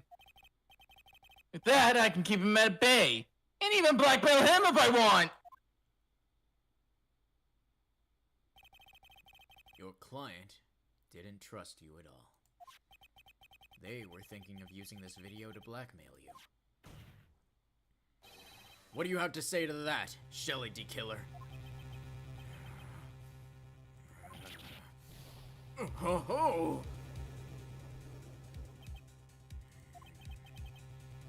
It looks like I was being deceived from the very beginning. Yes, by a natural. That is the kind of person they are. Your client is a person who only thinks and plots of how to use the people around them to protect themselves from any and all dangers that may arise. That is the true nature of your client.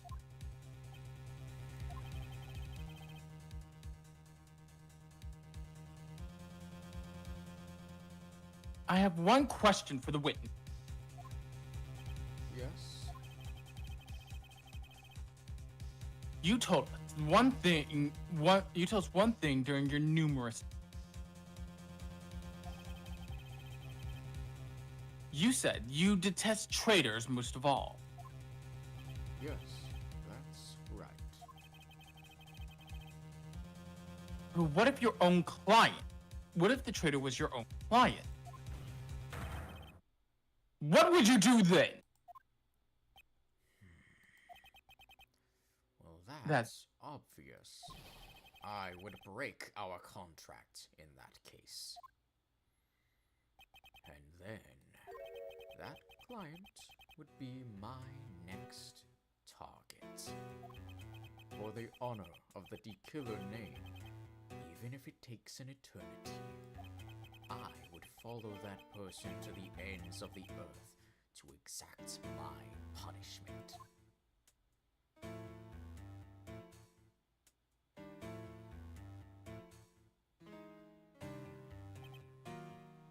I see. That's all I wanted to know. So the traitor becomes the killer's next target.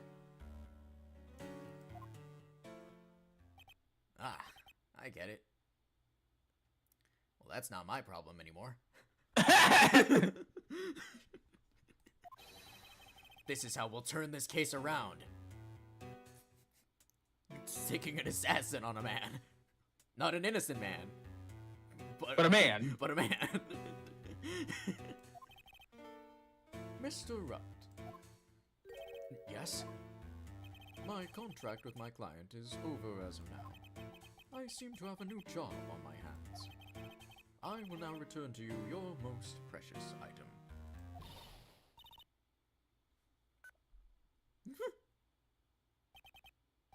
Maya, I thought I'd never see you again.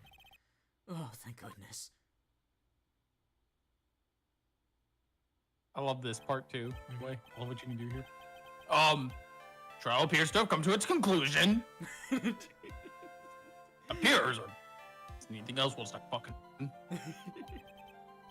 However, I'm sort of. I don't quite know what just happened there with the client and the witness, and Miss Von Karma, where did that?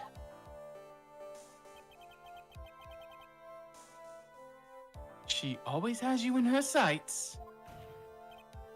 Now, I do believe it's time to finally hand down the verdict.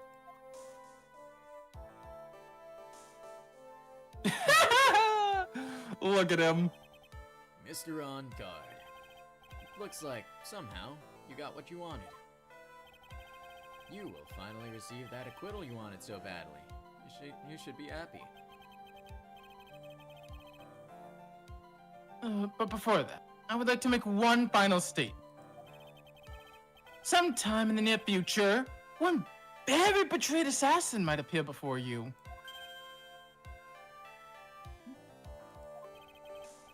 Needless to say, that man is very good at what he does.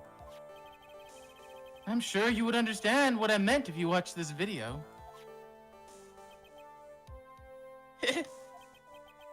Help me? Yeah, I'm not doing that.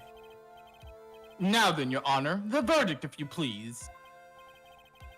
Is that all right with you, Mr. Wright? We finally reached the end of a very long battle. Whether he's convicted or acquitted, there's no escape for him now. Go on, Phoenix. Play it whichever way your heart tells you. So, Right. I said not guilty here because I was like, you know what? Fucking That's worse funnier. than prison. Yeah, I was like, it is fucking funnier, and honestly, it is the fate this asshole deserves. Life sentence? Or a painful and cruel death? Life sentence or life sentence. Either he lives in fear for the rest of his life as a quote free man running away from a very, very, very angry man, or Who just took down 3 police officers. Like, let's down 3 police officers. Yeah, so that running's not gonna last long. See, that's why I played not. I was like, I'm not guilty. No, fuck it. Have fun, man. All right, bye. And the best part about saying not guilty, we get to preserve our perfect record. Exactly. Let's go. Unlike some people, we can actually preserve that. Whoosh. Okay, alright, I'm sorry. Immediately gets- I'm sorry. I Congratulations. still have a perfect wind record because neither of those trials counted. Nuh-uh, Mr. Wright. Nuh-uh, foolish fool. Yeah, they called him Mr. Right now. She calls him a Mr. fool. Phoenix Wright. That The is full- your real the full name. government name. Every time. Congratulations, Mr. Mad on Guard. Please, make sure to savor every moment of what little time you have left. Now, Your Honor, That's what I love. as always, the defense pleads not guilty. Very well. This court finds the defendant, Matt Ungard.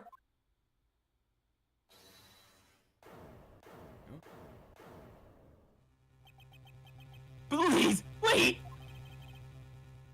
What's the matter? if I get not guilty, I'll be killed. Oh.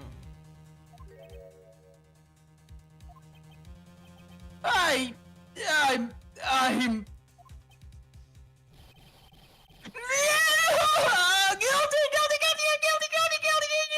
guilty. I love that, by the way. Mm-hmm. And I don't believe you get that breakdown if you pick not guilty. Mm-hmm. Or I mean, if you pick guilty. Don't worry about it. It's fine. The Necklace Samurai can be picked up by Will Powers. I'd honestly prefer that. As always, it looks like we have uncovered the real truth. We? I don't remember you helping out much in this. Get fucked! We? What are you talking about? We? Like Nintendo Wii? No, but we isn't us. Us. Mr. Edgeworth, how is Matt on guard? Dead already. The killer already got him. He already got him. He didn't even leave the building.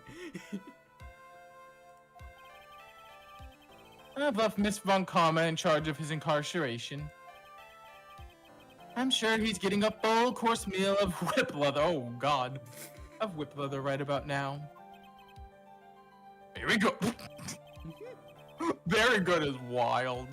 Good is crazy. That was a close one, wasn't it, witness? Yes. I plan to pay my debt to society for my own crime, Your Honor. Trial was the first time I had ever stood on the witness. Did really felt hope. She must be talking about the time Edgeworth really went after her. Guess she's trying to forgive him for what he did.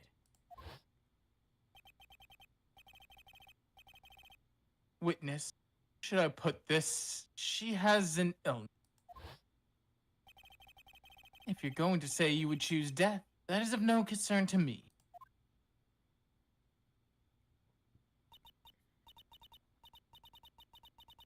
When I was alone at the detention, that was the first time I really saw myself and who I am.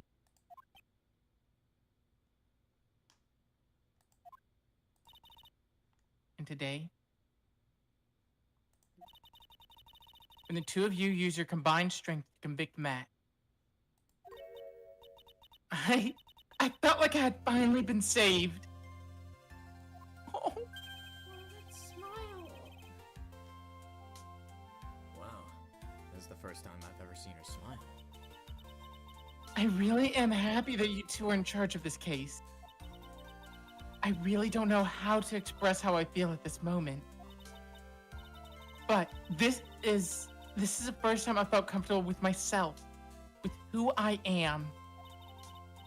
Thank you so much, everyone. She may not have been exactly the best person, but she definitely wasn't as bad as, say, Matt. Nowhere near that bad. She's someone who has a chance to be Right. And she was only really pushed towards that point because of what Matt and Vaughn did. It looks like we have resolved everything at last.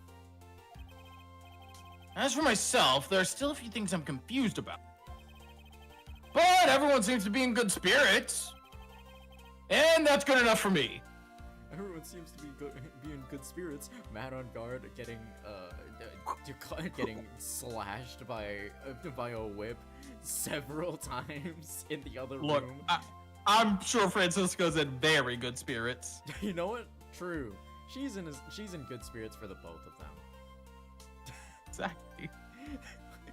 I was like, that's good enough for me. Just like all of this epilogue garbage is happening, and like you just hear like muffled screams in the background.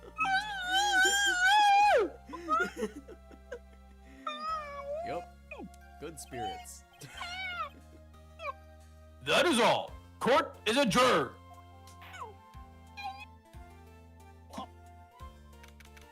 And he just passed. Died. You were great out there, Phoenix. What I did out there was right, wasn't it? this is the first time you've not gotten your client off. Well, we did.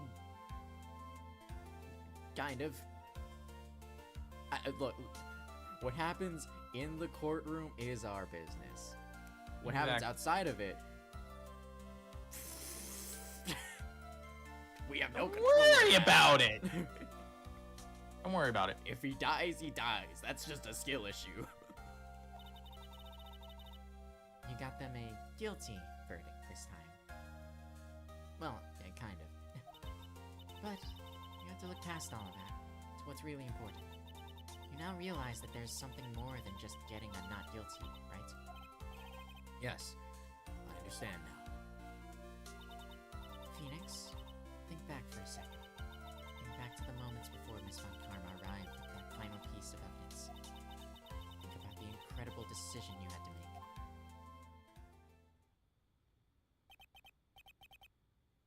Now then, Mr. Wright. Let's hear the defense's final statement on this matter.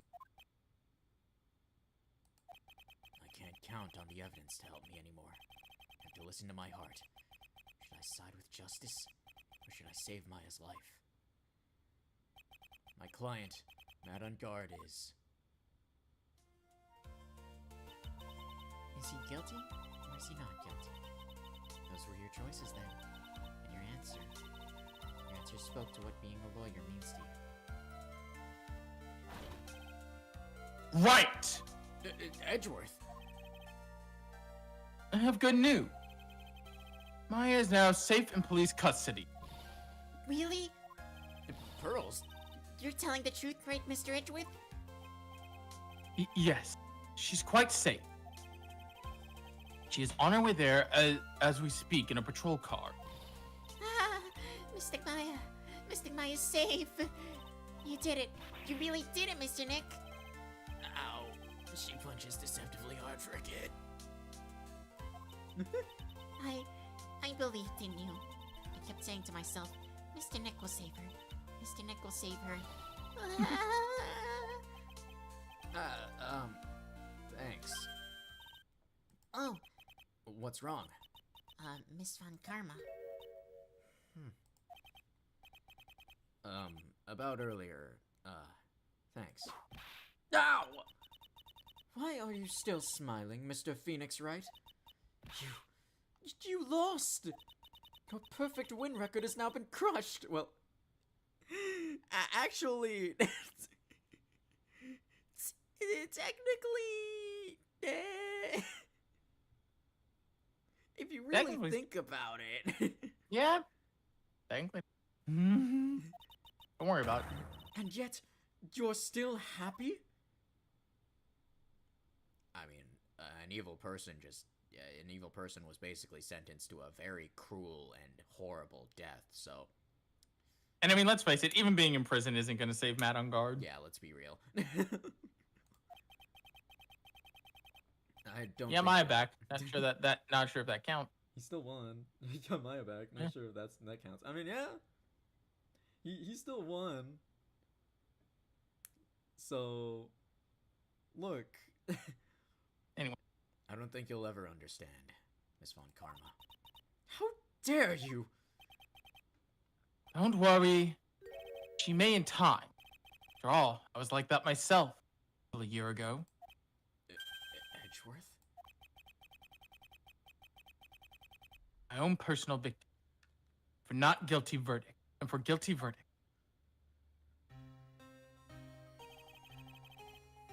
I used every dirty trick in the book. And so my win record remained spot. But, you know, weirdly enough, Trials and Tribulations kind of retcons that. Really? How do you say?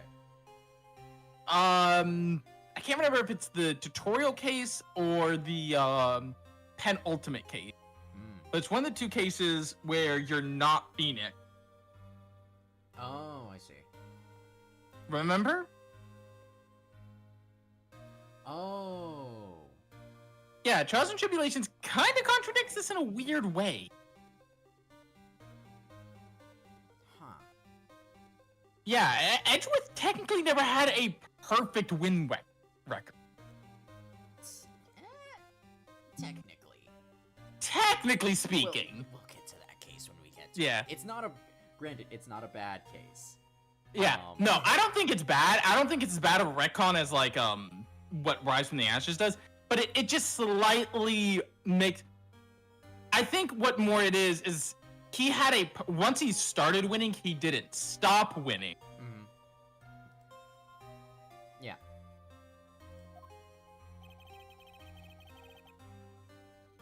A man appeared and stood at bat against that selfish me. I fought him in my usual manner and tasted my first defeat.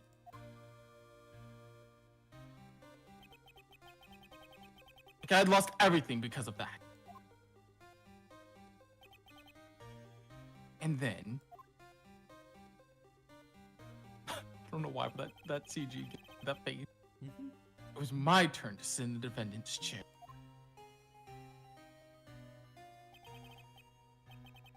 I was saved. Person I called my enemy. Couldn't forgive myself for all that had happened.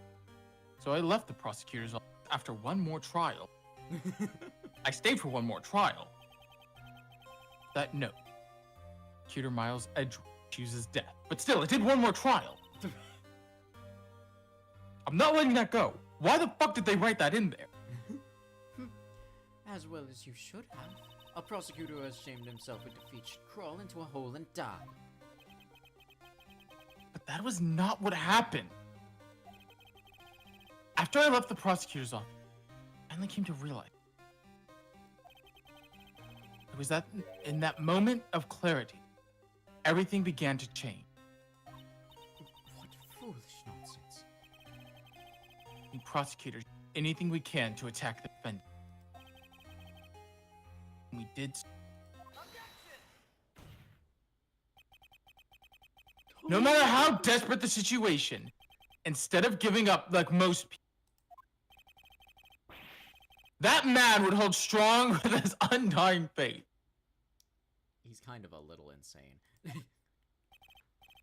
And then, before I knew it, I began to trust that man as well. What? You trusted your enemy? Doesn't matter how many underhanded tricks a person uses. Truth will always find a way to make itself known. That is the only thing we can do is fight with the knowledge we hold and everything we have. Erasing the paradox one by one. It's never easy. You can claw into every inch. We will always eventually reach that one single truth. This, I promise. The truth. Yeah. That's the reason why prosecutors exist.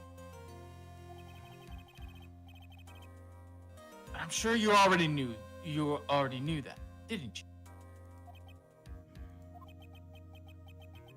That's why you could forgive me. This man who went into hiding, isn't that right? This man who only had his sight set on victory, who ran away into the night.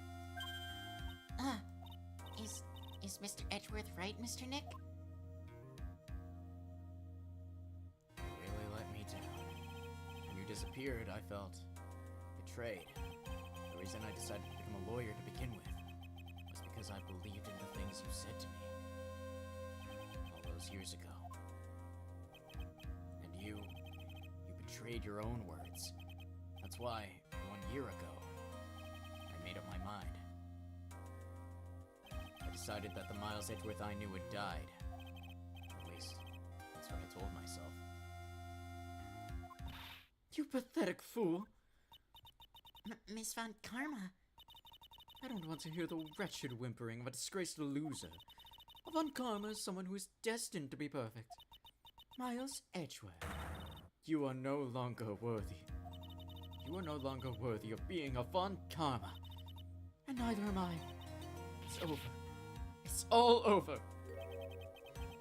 Francisca threw something to the ground just now. This is an electromagnetic receiver. Isn't that the thing she used to track to? 1 second. Oh, what's up? My dog is back. That's fair.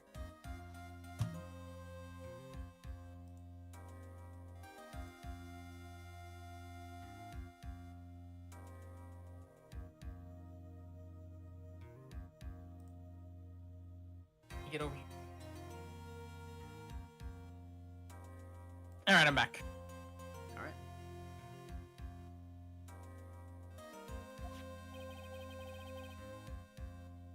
I'll return this to the precinct later. There is something else. Ah, isn't that Miss Van Karma's whip? I'll never set foot in another courtroom again. I'm sure that's what she's saying by this action. You should keep this, right? Okay. Nick! Maya! Mystic Maya! Mystic Maya! Yeah, right. Keep this weapon. It might help. Right needs a weapon. Aww. It's one of my favorite CGs, by the way, it's that one. Mhm. Oh, Nick, I knew you'd come through. Got on guard convicted, like I knew you would. He'll get what's coming to him. Let's just say that. You're from Marvel Token Fighting Soul. He's not a Marvel character, though, so he won't be there. On top of that, you even rescued me. Well, of course I did. You know I would never desert you. But we sure pressed our luck this trial. You're really lucky to be standing here. Whatever. Look, it's over, okay? Besides, if I did croak, I'll just come back and haunt you like a bad ghost through Pearly. Is it really that easy to do something like that? Thanks a lot. Don't mention it. Dramatic. Don't worry about it. Maya. Oh, Mr. Edgeworth. I'm relieved to see you're all right. Hey, looks like you've made some real progress, Mr. Edgeworth. Well, I suppose I'm a little different from who I was a year ago.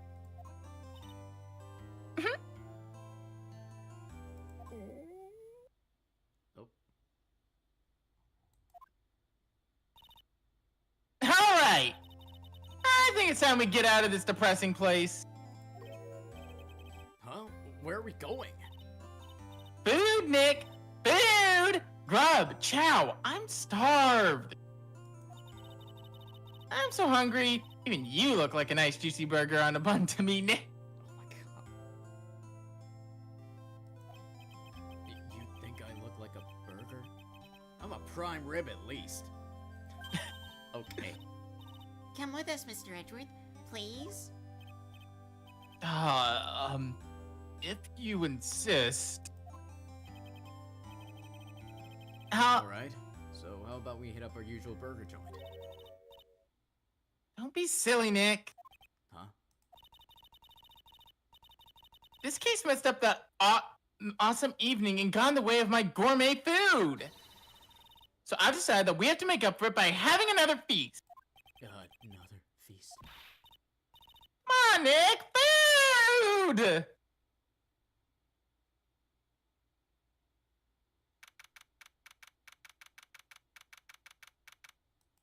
Hello. Hey, pal! Sorry to keep you guys waiting. Gumshoe, are you alright? Yeah, but I'm really embarrassed. I didn't think I would hit a telephone pole of our things. He was speeding quite fast. Look, if you speed up and if you go fast enough, sometimes, if you go fast enough, eventually the motion blur will make the red lights green. That's not how any of this works. Shit. Either that or, I might have brain damage. But what's more likely, am I right, pal? You have A telephone pole? Then it wasn't a red light that got him. Oh, you did it again, city boy. Felt like my dear old heart was gonna give out on me, and I ain't joking. Yeah, it was more exciting than the very last episode of The Steel Samurai. Thanks. Now looky here, Mr. Snooty Prosecutor. Don't you reckon you're bullying Mr. Right too hard? If you don't start being a lot nicer to him, he might just kick it. Tonight, even.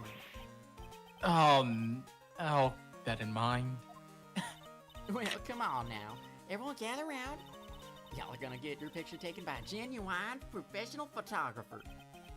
Looks like Lotta bought herself a new camera. Well, pal, at least we can put this messy case behind us now. Come on! Tonight's all about eating, so let's chow down, pal. Amen to that, pal. Amen. You know, when you think about it, you were the one who saved the day, Detective. Oh, me? You really think so? He's right.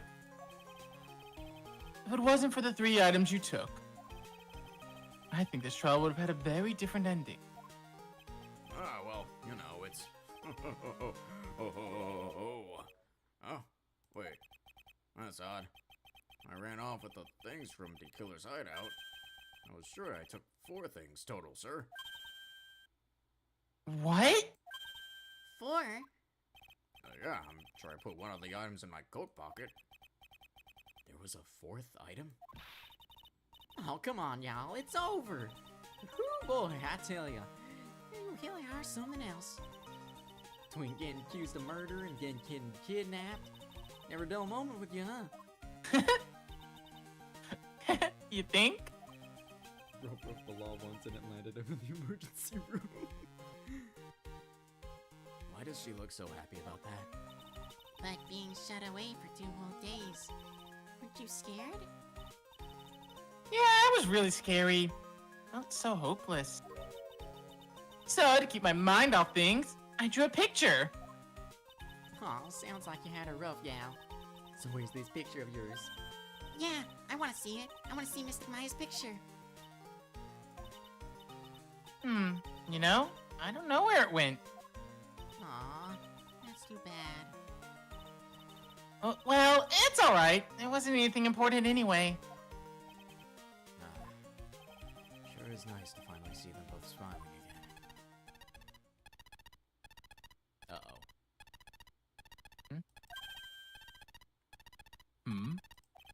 What is it, Edgeworth? Thing is picking something up.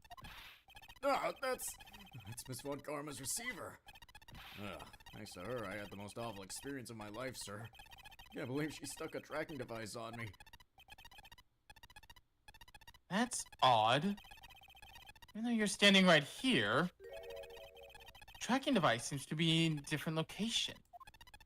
Oh, it's probably busted or something, sir. Well, it doesn't matter. I'm afraid it's about time for me to excuse myself. I still have some work to do. Huh? Mr. Edgeworth, you haven't even eaten anything yet! And you've eaten way too much, you glutton. I had fun tonight. Now, if you'll excuse me... Wait, What? I just want to say, thanks, Edgeworth. You really saved me out there. If anyone should be saying thanks, it should be me, right? I feel like words alone aren't enough here. Wonder if there's anything I can give you to express. I've seen an image of this where someone's about to present the gun. Yeah. There's a- Oh my god. Right. That is one of the most traumatic things you could show me. Oh god. Anyway. Well, I actually did not know what to present to him here for a bit. Like, That's I had to look it up. So I was That's like, I don't know what would, really show him how I feel. Because I wasn't thinking the whales. I want to whip him? I mean, who knows? No. Anyways, Take that. Take that. Take that. Yeah, okay, sure. What's this? Thank you. It's all thanks to you two. You and her. You don't need to think. I was only doing my job. Looks like Mr. Edgeworth has left, Mr. Nick. Hey, Mystic Maya. Yes, Pearly? I guess you two can go back to being lovey-dovey, right? You and Mr. Nick, I mean. Pearly? Would you cut it out already? You're embarrassing me. Anyway, so who's paying for this lovely dinner party? As if you need to ask. Everyone say thank you to Nick. Huh? Oh yeah, I'm kinda at the point where I can't even buy instant noodles, pal. So I kinda already put your name on the bill. Yeah, I got me a situation just like that myself. There's this camera shop in this hotel, you see, and I just bought myself this good old beauty here. It better be anyhow for $3,000. Actually, I reckon you bought it for me since it's on your tab and all. Wait, what? Isn't this great, Mr. Nick? Yeah, Nick. Why do I suddenly feel like screaming? Oh, you don't need to hold back now, you hear? 3,000 of that's gotta be theft. Yeah, pal. Time to let it all out. This is going to be the first time I hear the real you. Go on, it's been a while since I've heard you say it. I've been busy being held hostage and all. All right then, if you say so. He's gonna kill somebody. Objection! Objection! I had to get in on that one. Mm-hmm. And that was Justice for All. I guess the typical thing is the person who wasn't playing gives their final thoughts first, so... 7? Final thoughts are, we're not gonna bother reading all this Yeah, this time. sure. I know we usually do, but it's too hard, okay?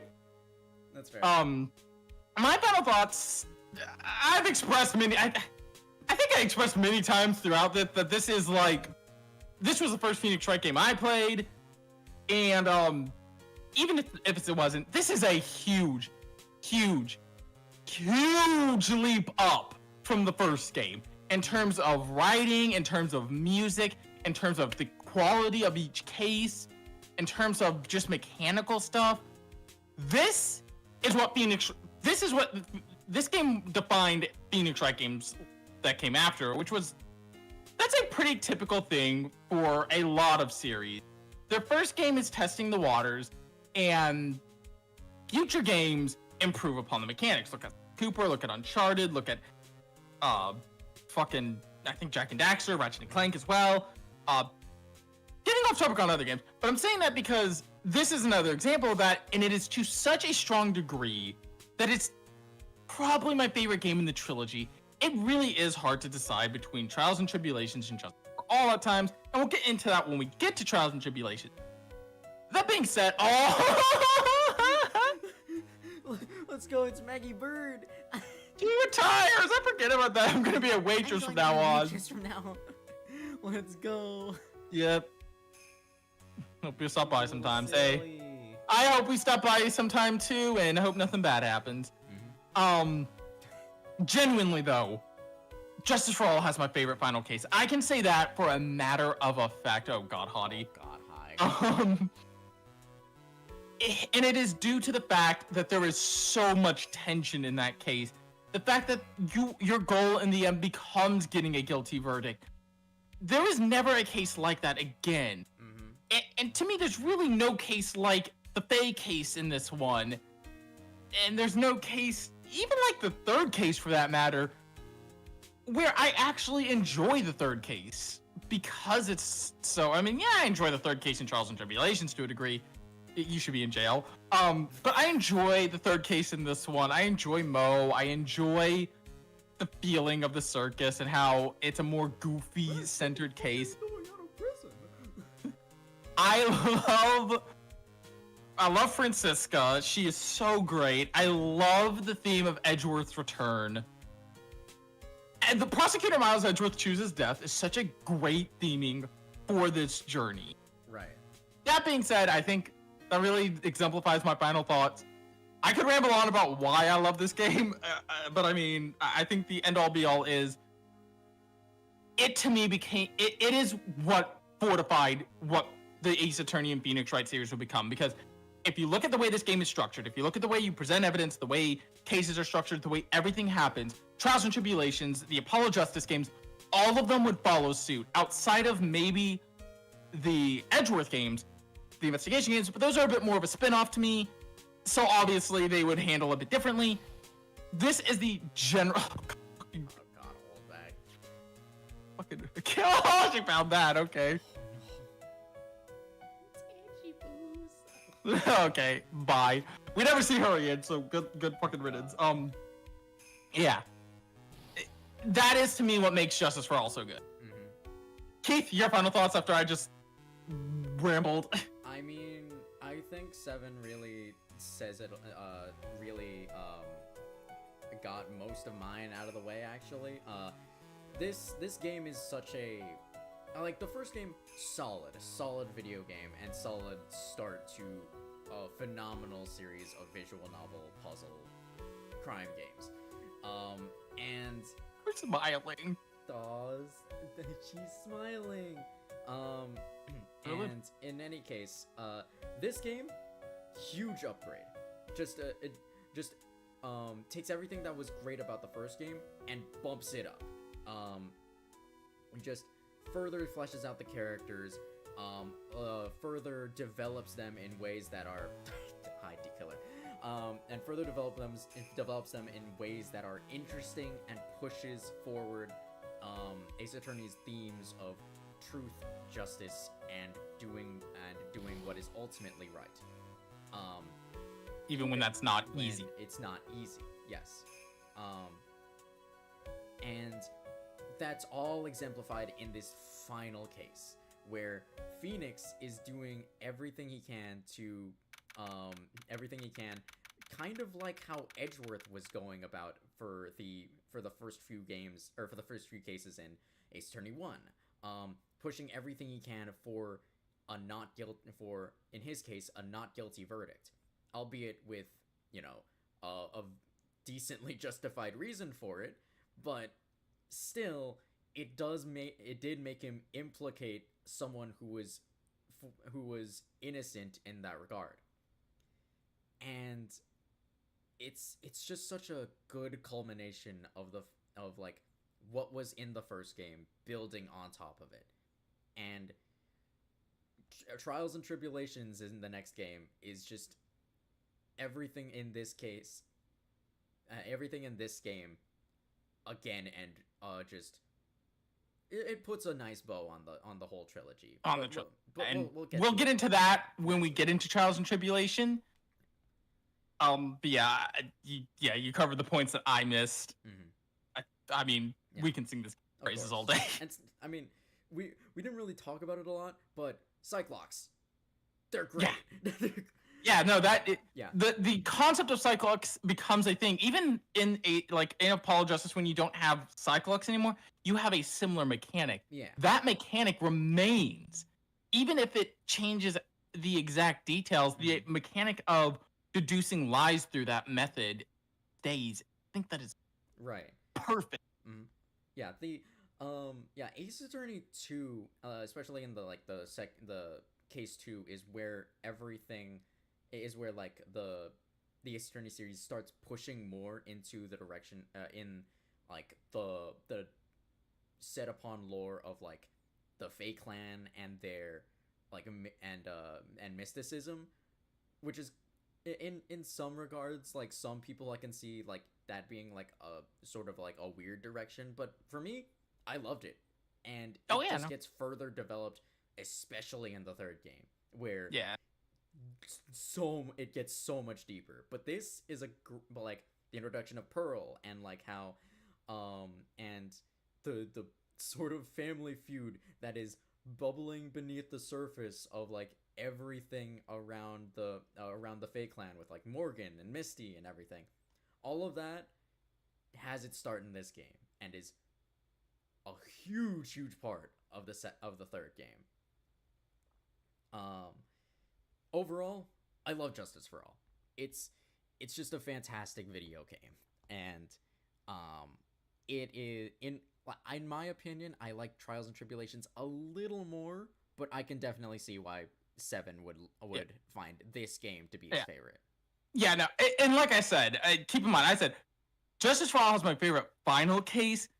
It is really, really hard to say if this is my favorite game or if it's Trials and Tribulations, because both are so perfect, and I can't wait to talk about Trials and Tribulations starting next week, because god damn, I definitely think Trials and Tribulations is my favorite prosecutor. I think Godot is my favorite prosecutor. Of course. And I'll get into why that is. And don't get me wrong, Francisca and Edgeworth and Von Karma and Manfred are all fucking phenomenal. And the guy we forget his name. I love it in the first case. And him. No, I don't remember him. Thank you. Winston Payne. This is also one thing I think we also said throughout this playthrough. This is when the game also started to pick up more of the humor that you know for Attorney. Where the first game was definitely more straight-laced with sprinkles of humor. This one definitely leaned more into. It's similar to weirdly enough, Saints Row 2. How the first game is very serious, and the second game it starts to kind of lean more into its humor. Again, this series does that too. Yeah. It did that more. We have our serious. Okay, we saw that people responded well to the humor, so let's lean into that humor. And God, does it get really good with how they lean into it. Yeah, for sure. They understand that these situations are a bit outlandish and goofy. So you either to make it work, you either have to play it fully straight with everyone being super serious around these goofy situations, or you need to just lean into that humor and acknowledge you're a bit goofy. Because like if you have that, everyone playing it straight thing, then you have that contrast humor. Right. I like the way they go. Anyway, we have one final scene before we go. International Departures, Gate 12.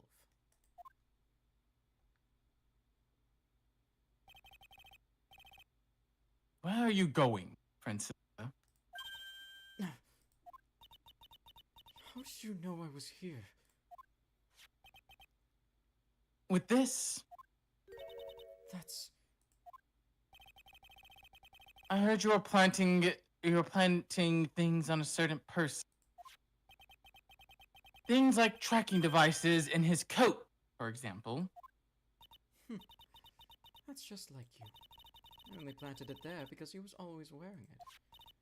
This filthy drab coat of his. I don't know how it ended up in my luggage. But it's going in the trash, I promise you that. Oh, that's right. Speaking of that man, he told me something very interesting. When I ran off with the things from the killer's hideout, I was sure I took 4 things total, sir. 4 items. Seems he put the last one in his coat pocket. He put it in there? It doesn't matter anymore. The case is already over. What are you gonna do now? That's none of your business. Are you running away? Shut up! You don't understand a thing. You can't possibly understand what it means to be Manfred von Karma's daughter. Francisca. So many expectations from everyone around me. Expectations I must fulfill. I'm expected to win no matter what. And failure? Such a thing is not an option for me.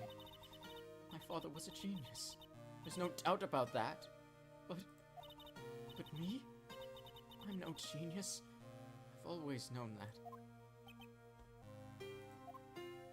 But I had to be one. I had to.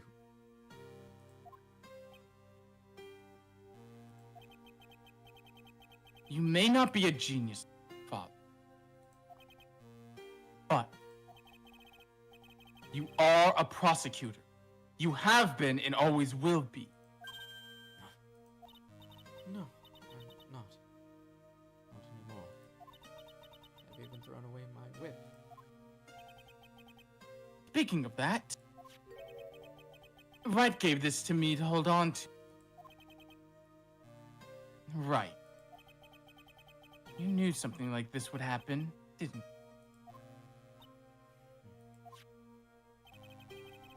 I'm going to say this again.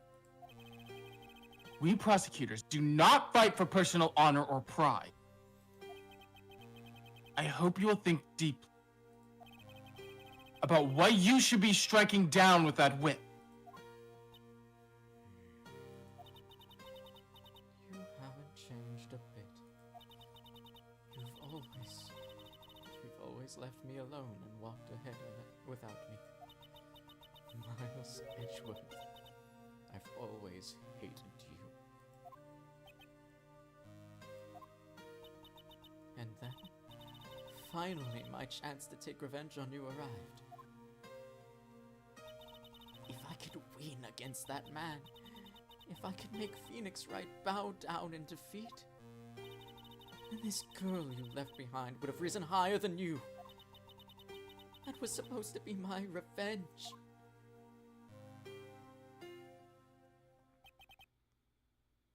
I see. You know, I can't do it. I can't change who I am. I can throw everything away I have been. I can't throw away everything I've been until today. I believe you can. Just like how Adrian after me, after I'd left you behind all these years. And that's why we're standing here now, side by side. But I have no intention of stopping. If you say you're going to quit your walk down the prosecutor's path, then this is where we part ways, Francisca.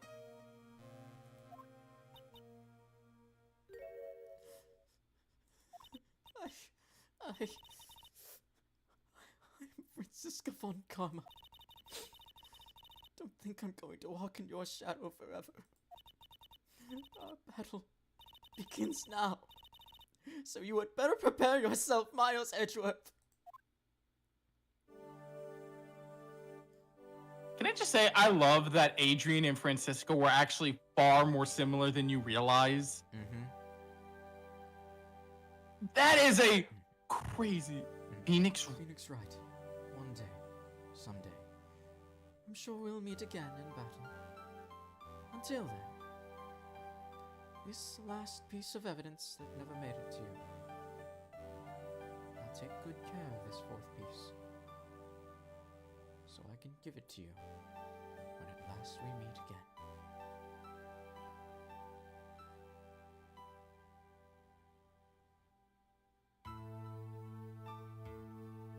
Oh.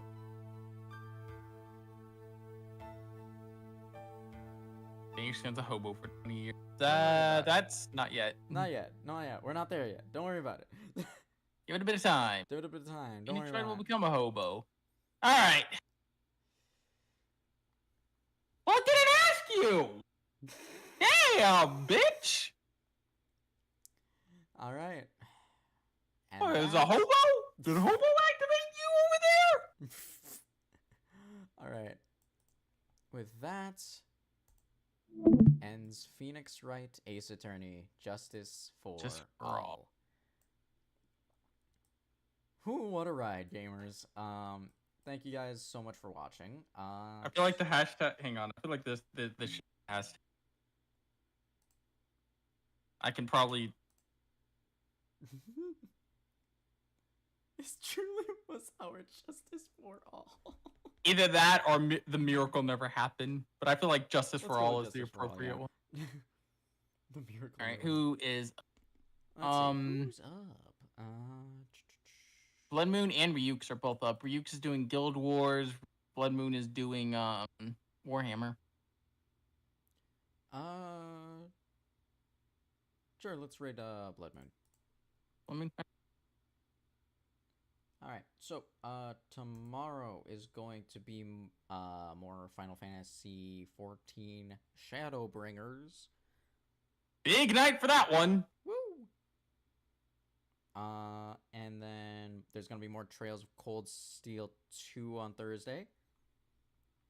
Gotta get to Brayheart and find our stupid noble. Then- Then Friday is gonna be more LA Noir. We're finishing Traffic. Woo! Al Phelps is gonna be moving on to Homicide, Dull Maniac. And there's gonna be more Fire Emblem 7 on Saturday. Yay, the game's no longer fair. Yeah. The game's no longer fair, so I'm gonna stop playing fair too. Believe me. So true. As if I've been playing fair this whole time using Lowen. No, that's so real. Alright, so yeah, we're gonna be raiding Blood Moon Kingdom, so I will see you tomorrow for, with 7 for more Final Fantasy 14 Shadowbringers. Later, gamers. Bye for now.